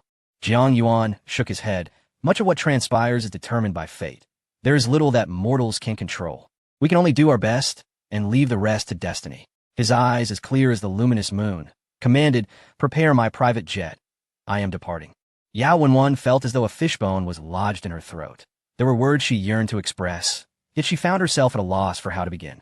Ultimately, she hesitantly inquired, Boss, once all matters have concluded, shall we refrain from involving ourselves further and peacefully lead our lives? Chapter 375. Hell, In paradise, Jiang Yuan did not respond to the question. To be precise, he found himself at a loss for an answer. He had always been reluctant to engage in such trivial disputes. However, this matter concerned the dignity of Longhua. This land has nurtured everything we hold dear. It is where we were born and raised. Jiang Yuan harbored a profound love for this land. Faced with the provocations of foreigners and unfair commercial competition, if everyone were to shrink back like turtles or collude with them, it would indeed be a great folly. Our passionate blood has never dared to cool. It was utterly impossible for him to stand idly by. Let us not dwell on this for now, Jiang Yuan chuckled. Let us discuss these matters later. Please prepare my belongings for the trip to City S. City S, 1:30 a.m. Renowned as the City of Night, it boasts an exceptionally vibrant nightlife. Even at this late hour, the streets and alleys remain ablaze with lights. Jiang Yuan strolled through the streets, intrigued by this nocturnal life, which felt somewhat novel to him. In the southern city, nightlife was virtually non-existent, devoid of any night market culture. Upon arriving in the capital, most activities took place during the day, leaving him untouched by the allure of night. Only after arriving in City S, a city celebrated for its nightlife, did Jiang Yuan fully appreciate the enchantment of the night. The darkness bestowed a sense of mystery upon the world, infusing it with dynamism. Under the night sky, the neon lights shimmered with an alluring brilliance. The night market of City S was filled with various games that Jiang Yuan often played during his childhood: marbles, darts, and fishing for goldfish. These delightful memories were deeply rooted in his past, yet he found himself regrettably forgetting most of them. After indulging in the games, he wandered among the stalls, reminiscing over everyday items, hardware, and trinkets. However, the true allure of the night market lay in its myriad of delectable foods. The air was thick with the aroma of culinary delights: barbecues, skewers, grilled gluten, and stinky tofu. These were treats Jiang Yuan relished in his childhood, and the memories surged back all at once. "You three," Jiang Yuan turned to his three bodyguards who followed closely behind him. "Let's have a bite." He smiled warmly, casually paying the vendors and temporarily monopolizing several snack stalls. The vendors beamed with delight, treating Jiang Yuan with utmost reverence as their benefactor. A large circle of tables and chairs was promptly set up for him. The three elite bodyguards obeyed Jiang Yuan's commands without hesitation. However, they were mindful of maintaining a lighter weight for mission readiness. Thus, they only sampled the fragrant delicacies. Jiang Yuan shook his head in amusement, remarking, "You three joyless fellows." Ultimately, the destination of this nocturnal adventure was quickly reached by Jiang Yuan and his companions. He acquired the address from a friend within the local community, and after several rounds of inquiries, he finally obtained the current location. "Is this where Xiaoguo works?" Jiang Yuan sighed lightly. It is unexpected that after so many years, our reunion occurs in such a place. This is the very heart of City S, renowned among the locals as a famous den of indulgence. It is a paradise for the affluent, yet a veritable hell for the impoverished. Chapter 376. Identity is the true power. Jiang Yuan found himself enveloped in the shadows of the night, the luminous moon casting its glow upon the horizon. The night has an uncanny ability to awaken the beasts lurking within one's heart, particularly during a full moon. Before Jiang Yuan lay a world of vibrant indulgence. The enchanting city of Tianyu. He softly uttered the name of this place. A bodyguard beside him remarked, "This is the core attraction of S City, renowned for its allure." It is said that numerous affluent merchants from the capital and wealthy individuals from other cities frequent this locale to indulge in its luxurious nightlife. Jiang Yuan nodded, leading three companions into this opulent realm of the night. Pulsating music reverberated through the air, while neon lights flickered in a kaleidoscope of colors, illuminating the dance floor where countless silhouettes swayed with abandon. The intoxicating aroma of exquisite spirits mingled with the luxurious perfumes adorning the women, creating an irresistible allure. A myriad of enchanting figures intertwined, with many eager admirers drawn to their charm. Such an ambience could drive any first-time visitor, man or woman, to madness. Yet, Jiang Yuan remained resolute in his purpose. He calmly surveyed his surroundings, his gaze quickly landing upon a beleaguered server nearby. The server, clearly of lower status, was being chastised by a supervisor, his fists clenched in silent fury, embodying a sense of suppressed indignation. "Bring him over," Jiang Yuan commanded. "And also, fetch the supervisor." "Understood," one bodyguard replied. Moments later, the beleaguered server and the displeased supervisor stood before Jiang Yuan. "Sir," the supervisor inquired unceremoniously, "if you have any requests, you may direct them to the server." Why summon me? My time is better spent managing my staff. Another bodyguard shot him a surprised glance, frowning as he retorted, "Is this how you address a guest?" The supervisor chuckled derisively, a smirk curling at the corners of his mouth. His father was a senior executive at the city of Tianyu, and he was well acquainted with the rules that governed this establishment. In this nocturnal realm, the hierarchy was magnified exponentially. Identity was paramount. True VIPs were those who commanded respect, and such individuals would never be spoken to in this manner. They would be met with utmost reverence and directed to exclusive VIP rooms, where they could revel in the most exquisite services and attitudes the world had to offer. Those lingering outside the city of Tianyu were merely ordinary patrons, accustomed to more accessible pricing, without any significant allure. In essence, the individuals he encountered posed no threat to him. Moreover, in his current state of agitation, he couldn't care less about the nuances of the social hierarchy. However, what astonished the supervisor was that Jiang Yuan did not even spare him a glance, treating him as if he were an insignificant insect upon the ground. Wholly unworthy of attention, Jiang Yuan gazed at the downtrodden server, remaining silent for an extended moment. Finally, he spoke softly. "If I were a person who values reason, I should inquire thoroughly about the circumstances and clarify the grievances between him and myself." The waiter appeared somewhat bewildered, unsure of what Jiang Yuan was articulating. Observing his perplexed expression, Jiang Yuan couldn't help but chuckle softly. "Unfortunately, I'm not one who adheres to reason." "You three," Jiang Yuan cast a glance at the trio of bodyguards. "Do you comprehend my intent?" Chapter 377. Have you ever regretted it? Jiang Yuan cast a glance at the three bodyguards, his eyes reflecting an air of indifference. The three bodyguards immediately understood, and the tallest among them effortlessly seized the leader as if lifting a mere chick. Despite his imposing stature, his movements were astonishingly swift and in silence. He whisked the man away to a shadowy corner. Soon, a faint wailing echoed from the shadows. This entire process was completed in a mere 7 seconds. Not only did it fail to alert those around them, but also went entirely unnoticed. Such extraordinary combat skills left the frail waiter in a state of shock. He gazed at Jiang Yuan in bewilderment and stammered, "Who exactly are you?" "Enough of that," Jiang Yuan replied, looking at the humiliated waiter. "Please take a seat." The slender waiter wore an expression of both confusion and fear. Though he did not know Jiang Yuan's identity, he instinctively sensed no hostility from him. At the same time, he recognized that he had no leverage to defy Jiang Yuan's command. Those who dared to act boldly in Tianyu City were either reckless fools or individuals of true strength. The waiter, feeling extremely anxious, sat down. He feared that Jiang Yuan had come to cause him trouble. Yet, as he observed Jiang Yuan's profile, an inexplicable sense of familiarity washed over him, even though he could not identify him. The two sat facing each other, words unspoken. "How have you been?" Jiang Yuan inquired. "Do you have a girlfriend?" At this, the waiter, Xiao Gua, forced a bitter smile. "Who would want to date someone like me?" Jiang Yuan chuckled softly. "It seems you lack confidence." Xiao Gua helplessly shrugged. "I truly lack the means for confidence. My family is deep in debt. I can't possibly take a woman to a rundown, stinky rental for a date. I have no money to take her out for fun." After uttering these words, he himself was somewhat taken aback. He would never have shared such personal matters with a stranger. Yet for some reason, he felt compelled to unburden his heart to this man before him. A flicker of compassion crossed Jiang Yuan's eyes as he asked, "Why does your family owe money?" Xiao Gua managed a wry smile. "When I was young, our home suffered a devastating fire that burned much of my skin. My family moved to S City to afford my treatment. Although I survived, we accrued astronomical medical bills." Jiang Yuan paused, his gaze weighted with complexity as he asked, "Did you move because of the extensive burns from that fire?" Xiao Gua nodded. "Yes." After a moment's hesitation, he added, "The fire was terrifying. It claimed many lives. Fortunately, I managed to save 2 of my closest friends." Jiang Yuan fell silent, before eventually asking, "If given another chance, would you still rush into the flames to save your friends?" Xiao Gua straightened his back and resolutely declared, "Of course, that will certainly be the case." Jiang Yuan inquired, "Even if one finds themselves destitute today, to the point of not daring to pursue a girlfriend?"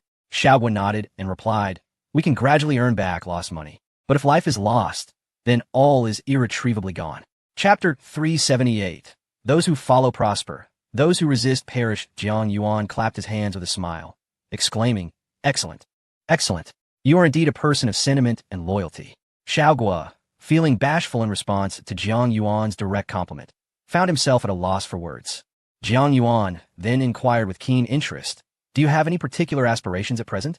Xiao Gua nodded repeatedly, saying, yes, there are many. My parents eagerly await the day I find a girlfriend and marry, so they can hold their grandchildren. I also wish to gather enough funds for my sister's education and help my family settle their debts. With genuine curiosity, Jiang Yuan asked, let's take it one step at a time. First, what kind of girl do you prefer? This question evidently stumped Xiao Gua. He had not contemplated such personal matters in quite some time, having been preoccupied with earning a living for others. He scratched his head, uncertain, and replied, I like. The girl who likes me, I suppose? Jiang Yuan paused momentarily, feeling a twinge of sympathy for Xiao Gua. How much hardship must one endure to offer such a response? Do not worry, this question can wait. I shall help you with it, Jiang Yuan reassured him. However, it appears we have encountered a bit of trouble. Trouble? Xiao Gua displayed a look of confusion. Just then, the earlier incident involving 3 bodyguards beating up the arrogant foreman sparked a considerable uproar. The bruised foreman immediately called his father, tearfully recounting his plight.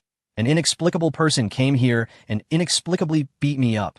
He looked as if he were on the verge of tears, expressing his deep grievance. Someone must be trying to cause trouble, and I happened to be the target. Upon hearing the news, the executives of Tianyu City were collectively outraged. Approximately 200 individuals gathered around the venue where Jiang Yuan was present. Xiao Gua had never witnessed such a scene and was instantly terrified, his legs trembling. It's over. This matter won't be easily resolved today, he lamented, his face filled with despair. I only knew the foreman's father had some influence, but I never imagined it was this formidable. Jiang Yuan chuckled and asked, you do not seem fond of that foreman, do you? Xiao Gua nodded gloomily, saying, he has his eyes set on my sister, but I am not comfortable with her safety around him, and she does not like him either. I have been trying to deter his advances toward her. Jiang Yuan shook his head, remaining silent. A chill ran down Xiao Gua's spine, and he trembled as he asked, are you implying that you cannot help? Jiang Yuan burst into laughter, responding, I merely asked whether you liked the foreman. I did not inquire if you had committed any wrongdoing. Xiao Gua, puzzled, asked, is there a difference between the two? Jiang Yuan explained, indeed there is. Xiao Gua, bewildered, pressed, what difference is that? Jiang Yuan smiled. As long as he displeases you, then I shall deal with him accordingly. Why should I concern myself with whether he has done anything wrong? He spoke with an air of indifference, his voice resounding like a mighty torrent, such that even those within the bustling city of Tianyu could hear him distinctly. A palpable shift swept across the faces of the onlookers. My friend, who are you to cause a ruckus in my domain? Someone barked sternly. Jiang Yuan chose to disregard him, instead striding purposefully toward an open-air chamber. Above him stretched an infinite expanse of stars. Jiang Yuan raised his chin and extended his hand, as if attempting to grasp the brightest star in the night sky. You have been bullied, so what? Jiang Yuan spoke slowly. This mere city of Tianyu is hardly worthy of my regard. Here, those who align with me shall prosper, while those who oppose me shall perish. Chapter 379. The object of a brother's secret affection. Jiang Yuan's domineering and assertive words suddenly resonated throughout the venue. His voice, imbued with confidence and determination, struck the ears of everyone present like a thunderclap, leaving many feeling a dull ringing in their ears. Who exactly are you? A disdainful executive from Tianyu City reprimanded. To speak so audaciously here, I fear that even the scions of the 4 prestigious families of the capital would not be so ruthless. Tianyu City, after all, held a prominent position in S-City. Even the bigwigs from other cities often frequented this renowned nightlife hub for entertainment. It was expected that even the most influential figures from the capital would extend a modicum of respect and refrain from cutting ties completely. Hence, his words carried considerable weight. Xiao Gua glanced at Jiang Yuan and softly advised, although I do not know who you are, escalating today's situation would be unwise. Perhaps consider offering an apology. I have a college classmate who is quite formidable. She could assist in mediating. Jiang Yuan shot Xiao Gua a look, shaking his head inwardly. He was far too timid and conflict-averse, always thinking of apologies as a means to pacify. Often, others would not retreat or relent simply because of your cowardice. Instead, they would take advantage, pushing further. The norm was to be insatiable, seeking more. The conditions for reconciliation typically hinged on one factor alone: identity and strength. Whether the other party would engage in peaceful coexistence was not dictated by your belief in peace, but rather by whether you possess sufficient power. At that moment, a young woman clad in a vibrant red gown entered the arena. Upon seeing her, Xiao Gua's eyes lit up, as if he had found a lifeline. Do you know her? Jiang Yuan inquired with curiosity. Xiaowen nodded vigorously. She is my college classmate and the daughter of a chairman in Tianyu City. If she intercedes on your behalf, perhaps today's incident can be resolved. Jiang Yuan teased. It seems you have a good rapport with her. Are you not interested in pursuing a romantic relationship? Xiao Guo's expression froze, and he hastily whispered, such words cannot be spoken lightly. If she hears, it would be disastrous. She is the chairman's daughter, while I am but a humble server. How could I possibly be worthy of her? Jiang Yuan chuckled silently and asked, what is her name? Zhang Yingye, Xiao Guo replied. Jiang Yuan nodded. Zhang Ying'er, in her fiery red dress, looked at Xiao Guo with a hint of confusion, asking, do you know this person? She pointed at Jiang Yuan, seemingly puzzled about their relationship. Miss Zhang, he is not a bad person. Xiao Guo quickly explained. He may have been provoked and did not intend to offend anyone. I am willing to apologize on his behalf. Zhang Ying'er nodded, indicating her understanding. After a moment of contemplation, she spoke. How about this? If I were to speak up, they would likely grant me some leniency. You should have him kneel and apologize immediately. Perhaps today, this incident could be resolved. Upon hearing this, Xiao Guo felt rather troubled. He sensed that, given Jiang Yuan's temperament, persuading him to kneel would not be an easy task. Zhang Ying'er cast a peculiar glance at Jiang Yuan and remarked, why are you not kneeling yet? This is the utmost opportunity one could secure for you. You must cherish it. Jiang Yuan shook his head, his stance unwavering. Observing this, Zhang Ying'er furrowed her brow, feeling an involuntary tinge of disdain towards Jiang Yuan. Chapter 380. The shock of brothers. Jiang Yuan remained utterly composed, his body as still as a statue. Zhang Ying'er felt a surge of displeasure. Despite her goodwill in assisting him to this extent, he still hesitated to lower himself. Kneeling was a trivial act compared to the impending frenzied retaliation he would face for his exceedingly disrespectful behavior. Such a punishment was akin to a blessing from the heavens. Were it not for Xiao Guo's sake, she would have scarcely cared for Jiang Yuan's fate, even if he possessed a modicum of handsomeness. A lack of intelligence rendered him decidedly unappealing. At that moment, she was tempted to hurl insults at Jiang Yuan, reprimanding him for his lack of discernment. However, before she could articulate her thoughts, she received a phone call from her father, the chairman of Gaoji Corporation, hailing from Tianyu City. Her father held a position of considerable authority and was notoriously strict in his guidance of his children, instilling a deep-seated fear in her heart. With utmost caution, she answered the call. Yet, she was not the only one receiving a call. A chorus of ringing phones coincidentally erupted in unison. It was not just her. Nearly all the board members present from Tianyu City swiftly received calls. Many furrowed their brows in unison, for the occurrence was decidedly peculiar. Their identities were anything but ordinary, with personal numbers shrouded in absolute secrecy.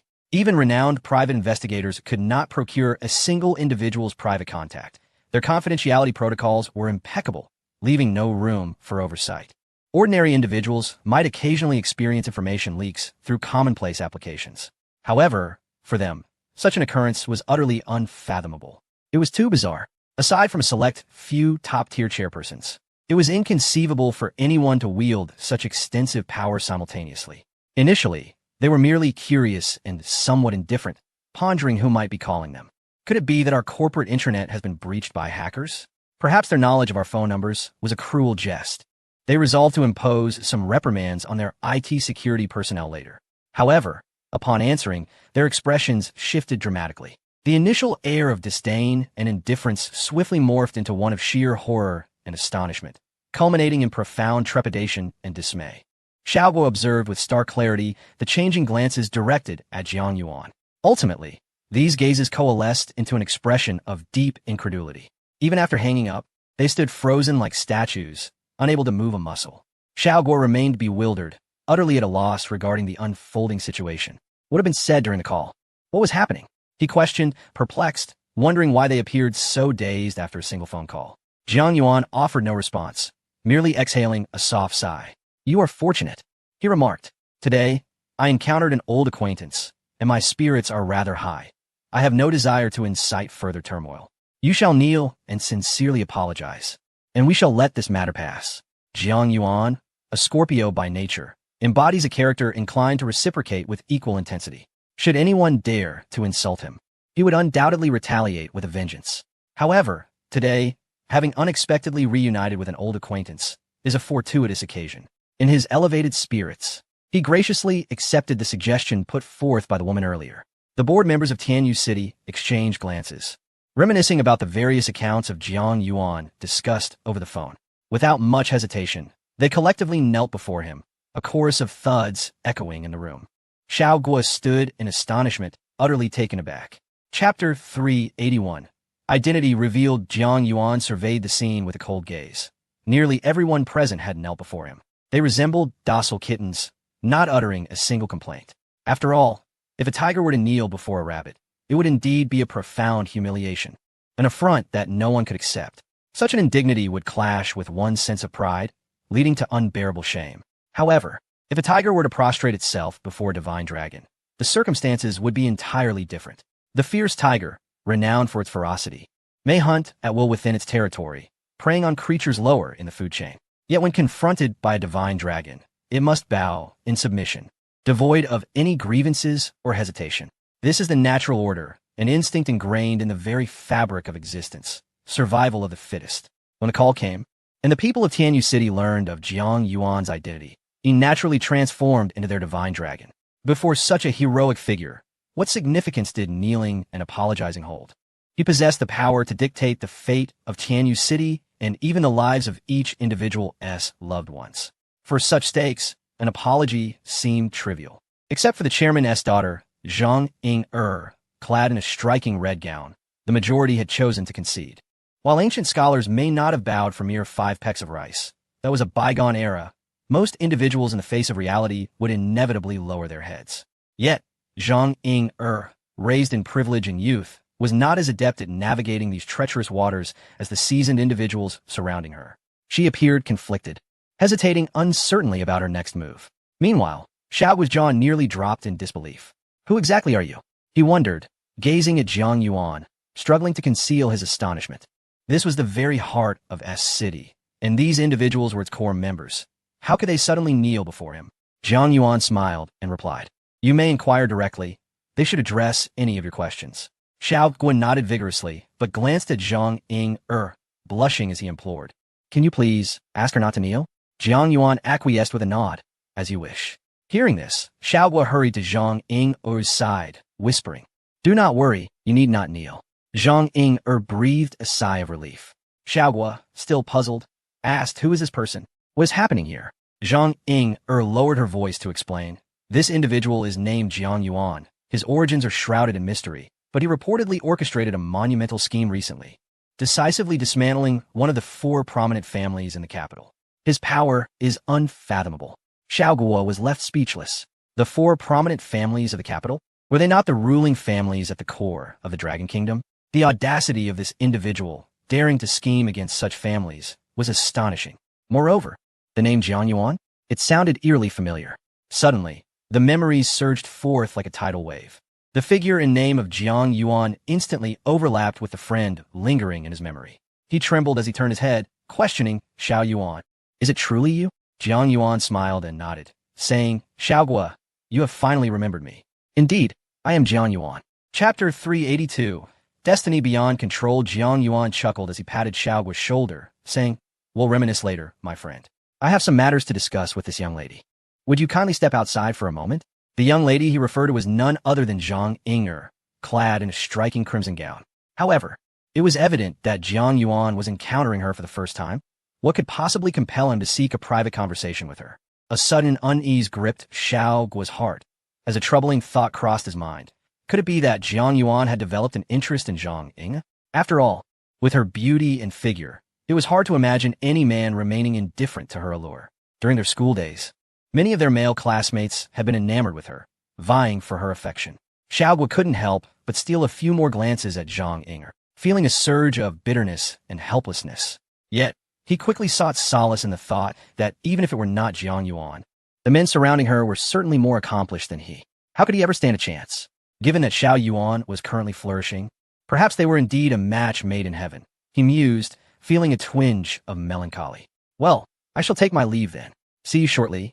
Xiao Guo forced a smile, albeit reluctantly. With one last glance at the woman he had secretly admired for years, followed by a look at Jiang Yuan, he trudged out with heavy steps. Noticing Xiao Guo's demeanor, Jiang Yuan surmised that his friend had misinterpreted his intentions. However, he chose not to elaborate further and instead turned to engage Zhang Ying in conversation. Are you classmates? He inquired. Yes, we are, she replied hesitantly. And what are your feelings towards him? Quite favorable. He is intelligent and responsible. If his background were slightly better, I might consider him, she admitted candidly. What if I were to propose a request that could fulfill one of your desires? Would you be willing to entertain such an arrangement? Caught off guard by Jiang Yuan's unexpected proposition, Zhang Ying'er hesitated momentarily. Rising with a hint of indignation, she responded, I'm not the kind of person you think I am. Zhang Ying'er, Jiang Yuan smiled gently. In truth, prior to our meeting, I had gathered some information about you. Your greatest aspiration, along with your father, is to become the largest shareholder of Tianyu City, is it not? Zhang Ying'er faltered, for his words struck a chord deep within her. While her father appeared to bask in glory, admired and envied by many, she had witnessed firsthand the countless struggles and exhaustion he endured over the years. Tianyu City was, in fact, a grand dark forest, where the perils within could only be truly felt by those entrenched in it. It was a realm governed by the law of the jungle, where the weak were mercilessly eliminated. Having grown up in such an environment, Zhang Ying'er idolized only the truly powerful, for it was they who could help her and her father escape the ceaseless strife of their shadowy existence. Who would not yearn for a life of tranquility?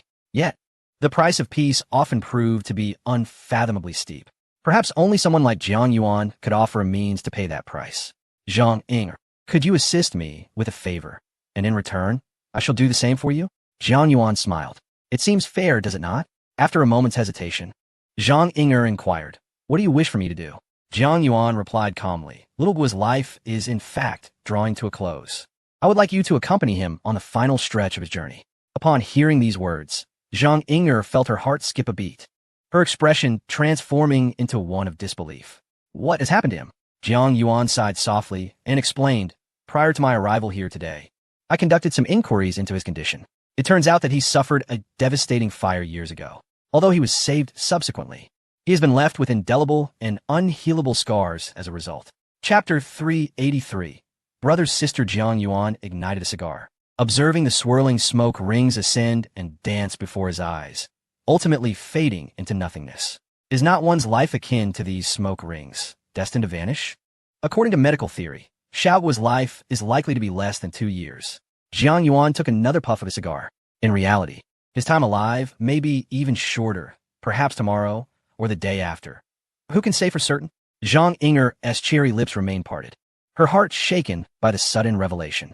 Although she only admired the strong, it was inevitable that she desired to marry someone of similar strength. Nevertheless, deep within, she harbored considerable feelings for Xiaoguo, her college classmate. Otherwise, she would not have willingly offered her assistance. Is your information reliable? Zhang Ying'er still found it hard to believe. He appeared perfectly fine. How could this be? Jiang Yuan shook his head, a bitter smile crossing his lips. His illness does not manifest outwardly, but once it does, it will be too late. Zhang Ying'er pressed further. What exactly is the illness? Jiang Yuan sighed, congenital heart defect. Due to a catalyst from a great fire, his condition will likely reach its limit within these 2 years. Zhang Ying'er hesitated. Does he know about this? Jiang Yuan replied. His family has deliberately concealed this matter. Patients with such conditions typically pass away peacefully in their sleep. They do not wish for Xiaoguo to experience any fear or anxiety, hoping he can enjoy each day to the fullest.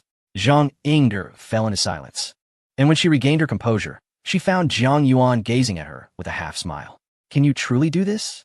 Zhang Ying'er asked, her voice wavering. Do you genuinely have the ability to help my father secure a position as a shareholder in Tianyu City, overseeing the entire entertainment complex? Jiang Yuan exhaled another smoke ring. Chuckling, of course. As long as you are willing to accept my condition, to accompany my brother Xiaoguo through the final chapter of his life. This condition is not too difficult, is it? Zhang Ying'er remained silent, yet the glimmer of determination in her eyes unmistakably revealed her answer. When Jiang Yuan and Zhang Ying'er emerged from the room, Xiaoguo had been anxiously awaiting like an ant on a hot pan. However, upon seeing Jiang Yuan and Zhang Ying'er dressed neatly and composed, he subconsciously released a sigh of relief. Xiaoguo, Jiang Yuan said with a smile, it has been years since we last met. It is time to catch up. Naturally, Xiaoguo replied, why not come to my home? If my sister knows you are here, she will be overjoyed. When we were young, you were her favorite. Xiaoguo's sister? Suddenly, Jiang Yuan recalled a delicate little girl. Her name seemingly Guizichan. However, Due to the passage of time, many memories have become hazy. Vaguely, he remembered that the young girl was somewhat shy and timid, often clinging to him. Very well, let us go, Jiang Yuan said with a smile. As Jiang Yuan and Xiao Guo were on the verge of departing, Zhang Ying'er quietly addressed Jiang Yuan, saying, I shall act in accordance with your words, and I hope you too will fulfill your promise to me. Jiang Yuan silently mouthed, What I, Jiang Yuan, have said is binding, both in heaven and on earth. Chapter 384 Guizichan and Jiang Yuan sat in a limited edition 2019 Ferrari. The spacious interior of the vehicle, quite astonishing. Even as Jiang Yuan held a glass of red wine and faced Guizichan, he felt no sense of incongruity. Xiao Yuan, you are truly remarkable, Guizichan exclaimed, barely able to contain his excitement. How much does one have to spend to acquire such a luxury car? And the speed? With this automobile, I could reach my home in the suburbs in less than half an hour. Guizichan was practically beside himself with joy. It was the first time in his life he had experienced such opulence. It was no wonder he was so thrilled. The stable and sophisticated sports car was a sight to behold. Jiang Yuan patted his shoulder and chuckled. This is just a trifle. But seeing you so elated, could it be that something good has transpired? At this, Guizichan displayed a bashful smile. Just now, Inger messaged me on WeChat. She said she wants to go see a movie with me alone. Do you think she has given me a chance? Noticing his enthusiasm, Jiang Yuan teased, Oh, you must seize this opportunity then. The men around such a stunning woman are no fools. They are certainly eyeing this coveted prize. Guizichan sighed, I wish I could. But with my circumstances, it's likely she wouldn't be interested in me. Jiang Yuan replied earnestly, You mustn't think that way. Confidence is paramount for a man. From another perspective, she isn't a goddess. She is merely an ordinary woman. Do not present yourself in such a manner before her. Guizichan shook his head. Let us set that aside for now. I just spoke with my sister, and she was overjoyed to hear your name. Jiang Yuan smiled and discreetly arranged a small gift to present to Guizichan's sister. Guizichan, how old is your sister this year? Jiang Yuan inquired. I recall she is a bit younger than you. Yes, Guizichan replied. She just got accepted into university, and it's the most prestigious art school in the capital, the Beijing Film Academy. She is the pride of our family. Oh, Jiang Yuan's interest was piqued upon hearing this. The Beijing Film Academy is renowned, said to be a breeding ground for the country's top female stars. Many actresses who shine in films and dramas hail from this institution. Notably, the Academy is famous for its rigorous standards and brutal elimination process. The financial investment in recruiting new students each year is substantial. In previous years, only those with extraordinary looks could catch the attention of the admissions officers. The current criteria are even more stringent. The rapid rise of the mobile internet has led to an accelerated dissemination of knowledge, rendering various insights no longer secret. The competition has intensified significantly. In the past, the Beijing Film Academy selected female students primarily based on their appearance.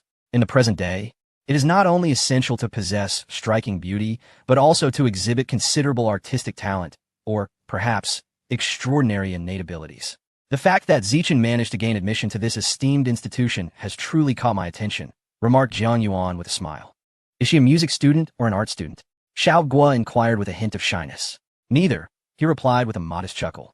She is pursuing a degree in drama. Her acting skills and physical attributes are commendable, which surely captured the attention of the admission officers. Jiang Yuan subtly raised an eyebrow. The standards for appearance in the drama program are notoriously stringent. He could not help but feel a sense of anticipation regarding how this once small child, who used to follow him around calling him brother, has blossomed into a captivating young lady. Chapter 385. The wealthiest man in city, Jiang Yuan reclined comfortably in the Ferrari, engaging in leisurely conversation with Xiao Guo. My sister is the pride of our entire family, Xiao Guo proclaimed, sitting upright with immense pride. Her grades in her major have consistently placed her at the top of her class, and this year, she even received a national scholarship. Jiang Yuan smiled softly and replied, To earn a national award at a prestigious institution like Jingyi, your sister must be quite diligent. Indeed, she supports her college living expenses by working part-time as a model. Xiao Guo nodded vigorously. It's unfortunate that our family's circumstances are rather poor. Otherwise, she could wholeheartedly dedicate herself to her studies and passions. As twilight descended, a gentle evening breeze swept over the car. Despite their conversation, the vehicle sped forward like a shooting star. Jiang Yuan glanced out the window and soon spotted a series of dilapidated houses. This was the outskirts of City S, the area where housing prices were the most affordable. The surrounding commercial facilities were exceedingly rudimentary, There wasn't even a single pharmacy, let alone a reputable hospital. Most residents, when ill, had no choice but to procure some ointment from a local grocery store. Amidst the backdrop of withered trees, a somber atmosphere permeated the air. The living conditions here were starkly inferior even to the most ordinary households in comparison to the opulence of Tianyu City. We have a rather sparse population here, so the surroundings are quite spacious. Xiao Guo chuckled shyly. I'll take you around sometime. The air is delightful. Jiang Yuan regarded his companion with a slight smile, bemused. This was merely an ordinary suburb, with little to admire aside from the abundance of trees. However, seeing Xiao Guo's enthusiasm, Jiang Yuan felt it would be unkind to dampen his spirits. Yet, as their laughter continued, they arrived at Xiao Guo's residence and were taken aback to find a 2020 Lamborghini parked nearby. This vehicle, however, was unlike any ordinary model. It bore a distinctive, star-shaped emblem. Oh no, Xiao Guo's expression darkened. They returned. I just sent them away the day before yesterday, and now they're back. Jiang Yuan inquired, puzzled. Who? With clenched teeth, Xiao Guo replied, the wealthiest man in City S, Su Tianfei. Meanwhile, in Tianyu City, an urgent high-level board meeting was underway. Jason Shun was among those present. This was not his birth name, but rather one he adopted during his studies abroad. After all, while studying overseas, retaining one's original name often hindered the assimilation into the local culture. Upon returning home, most individuals revert to their given names. However, he chose to retain his foreign name, wishing to distinguish himself from those who had never ventured abroad, maintaining a sense of superiority. As one of the senior directors, he felt a profound sense of frustration. Fully aware of the reasons behind this sudden meeting, Jiang Yuan has arrived in our Tianyu City, but why were we informed of this matter so belatedly? Many are exceedingly discontented. In our city, apart from the affluent Su Tianfei, we harbor no fear of anyone. This time, however, we were caught off guard by the unexpected emergence of Jiang Yuan, which indeed reflects a lapse in our operations. One of the directors rose to offer an apology. Chapter 386. The emergency meeting of Tianyu City regarding the matter of Jiang Yuan. It is indeed a failure in our channels of communication. Jason Shin wore a troubled expression, embodying a sense of unspoken distress. His methods are extraordinarily adept. It remains a mystery how he managed to obscure even our internal intelligence in S-City regarding his arrival here. The majority of the board members, however, were clearly skeptical of Jason Chen's claims. Who is this Director Jiang to dare to offend him? Especially some of the younger members who audaciously suggested he kneel and apologize, is utterly preposterous. One board member implied pointedly. In attendance at this meeting were the majority of the senior executives and assistants of Tianyu City, including Zhang Inger. It was she who had initially suggested that Jiang Yuan kneel and apologize, thus becoming the focal point of the current blame. She glanced at the board member and recognized him as her father's rival, clearly seizing the opportunity to undermine her. Esteemed colleagues, Zhang Inger cleared her throat. In truth, the situation is not as grave as many of you perceive. I have already communicated privately with Jiang Yuan and obtained his personal contact information. Our relationship is not strained. I urge you all to relax. Jiang Yuan's personal contact information. A relationship that is not strained. Zhang Inger's seemingly casual remarks left many in a state of utter astonishment. The board member who had just attempted to belittle her now wore an expression of deep discomfort. This Director Jiang is a figure of immense stature. Even Su Tianfei, the wealthiest in S-City, would be humbled before him. You claim to possess his personal contact information and assert that your relationship is close? Someone questioned. Are you not attempting to shirk responsibility and downplay the matter? Zhang Inger glanced at the questioner, recognizing him as yet another of her father's adversaries. Although Tianyu City appeared united, it was, in reality, a labyrinth of entrenched factions, each having formed their own cliques. This Director Jiang is not here on a whim. Zhang Inger continued with calm assurance. A childhood friend of his happens to be my acquaintance, and his visit to Tianyu City is primarily to meet this friend. Thus, our relationship is genuinely not strained, but rather presents significant opportunities to forge a connection with Director Jiang. She subtly hinted at certain information while concealing the most crucial details regarding her private dealings with Jiang Yuan. As expected, her words sent ripples through the assembly. Many board members immediately exhibited expressions of elation. If we could secure investment from this Director Jiang, Tianyu City might well expand beyond S-City into other markets. This is an extraordinary opportunity. We should prepare a gift to foster goodwill with him. However, we know nothing of his tastes and preferences, which presents a rather challenging dilemma. Tianyu City, undoubtedly basking in glory and prosperity within S City, enjoys boundless splendor. However, once one gazes beyond S City and surveys the entirety of Longwa, it becomes apparent that, when compared to the opulent enterprises of first-tier cities, it still falls short in some respects. They naturally yearn to seize every opportunity to foster their own development. Chapter 387. Meticulously preparing gifts, the entire Tianyu City is deeply invested in the affairs concerning Jiang Yuan. I have analyzed Jiang Yuan's personal preferences through a comprehensive data perspective to determine the most suitable gifts. One of the board members volunteered, eager to contribute.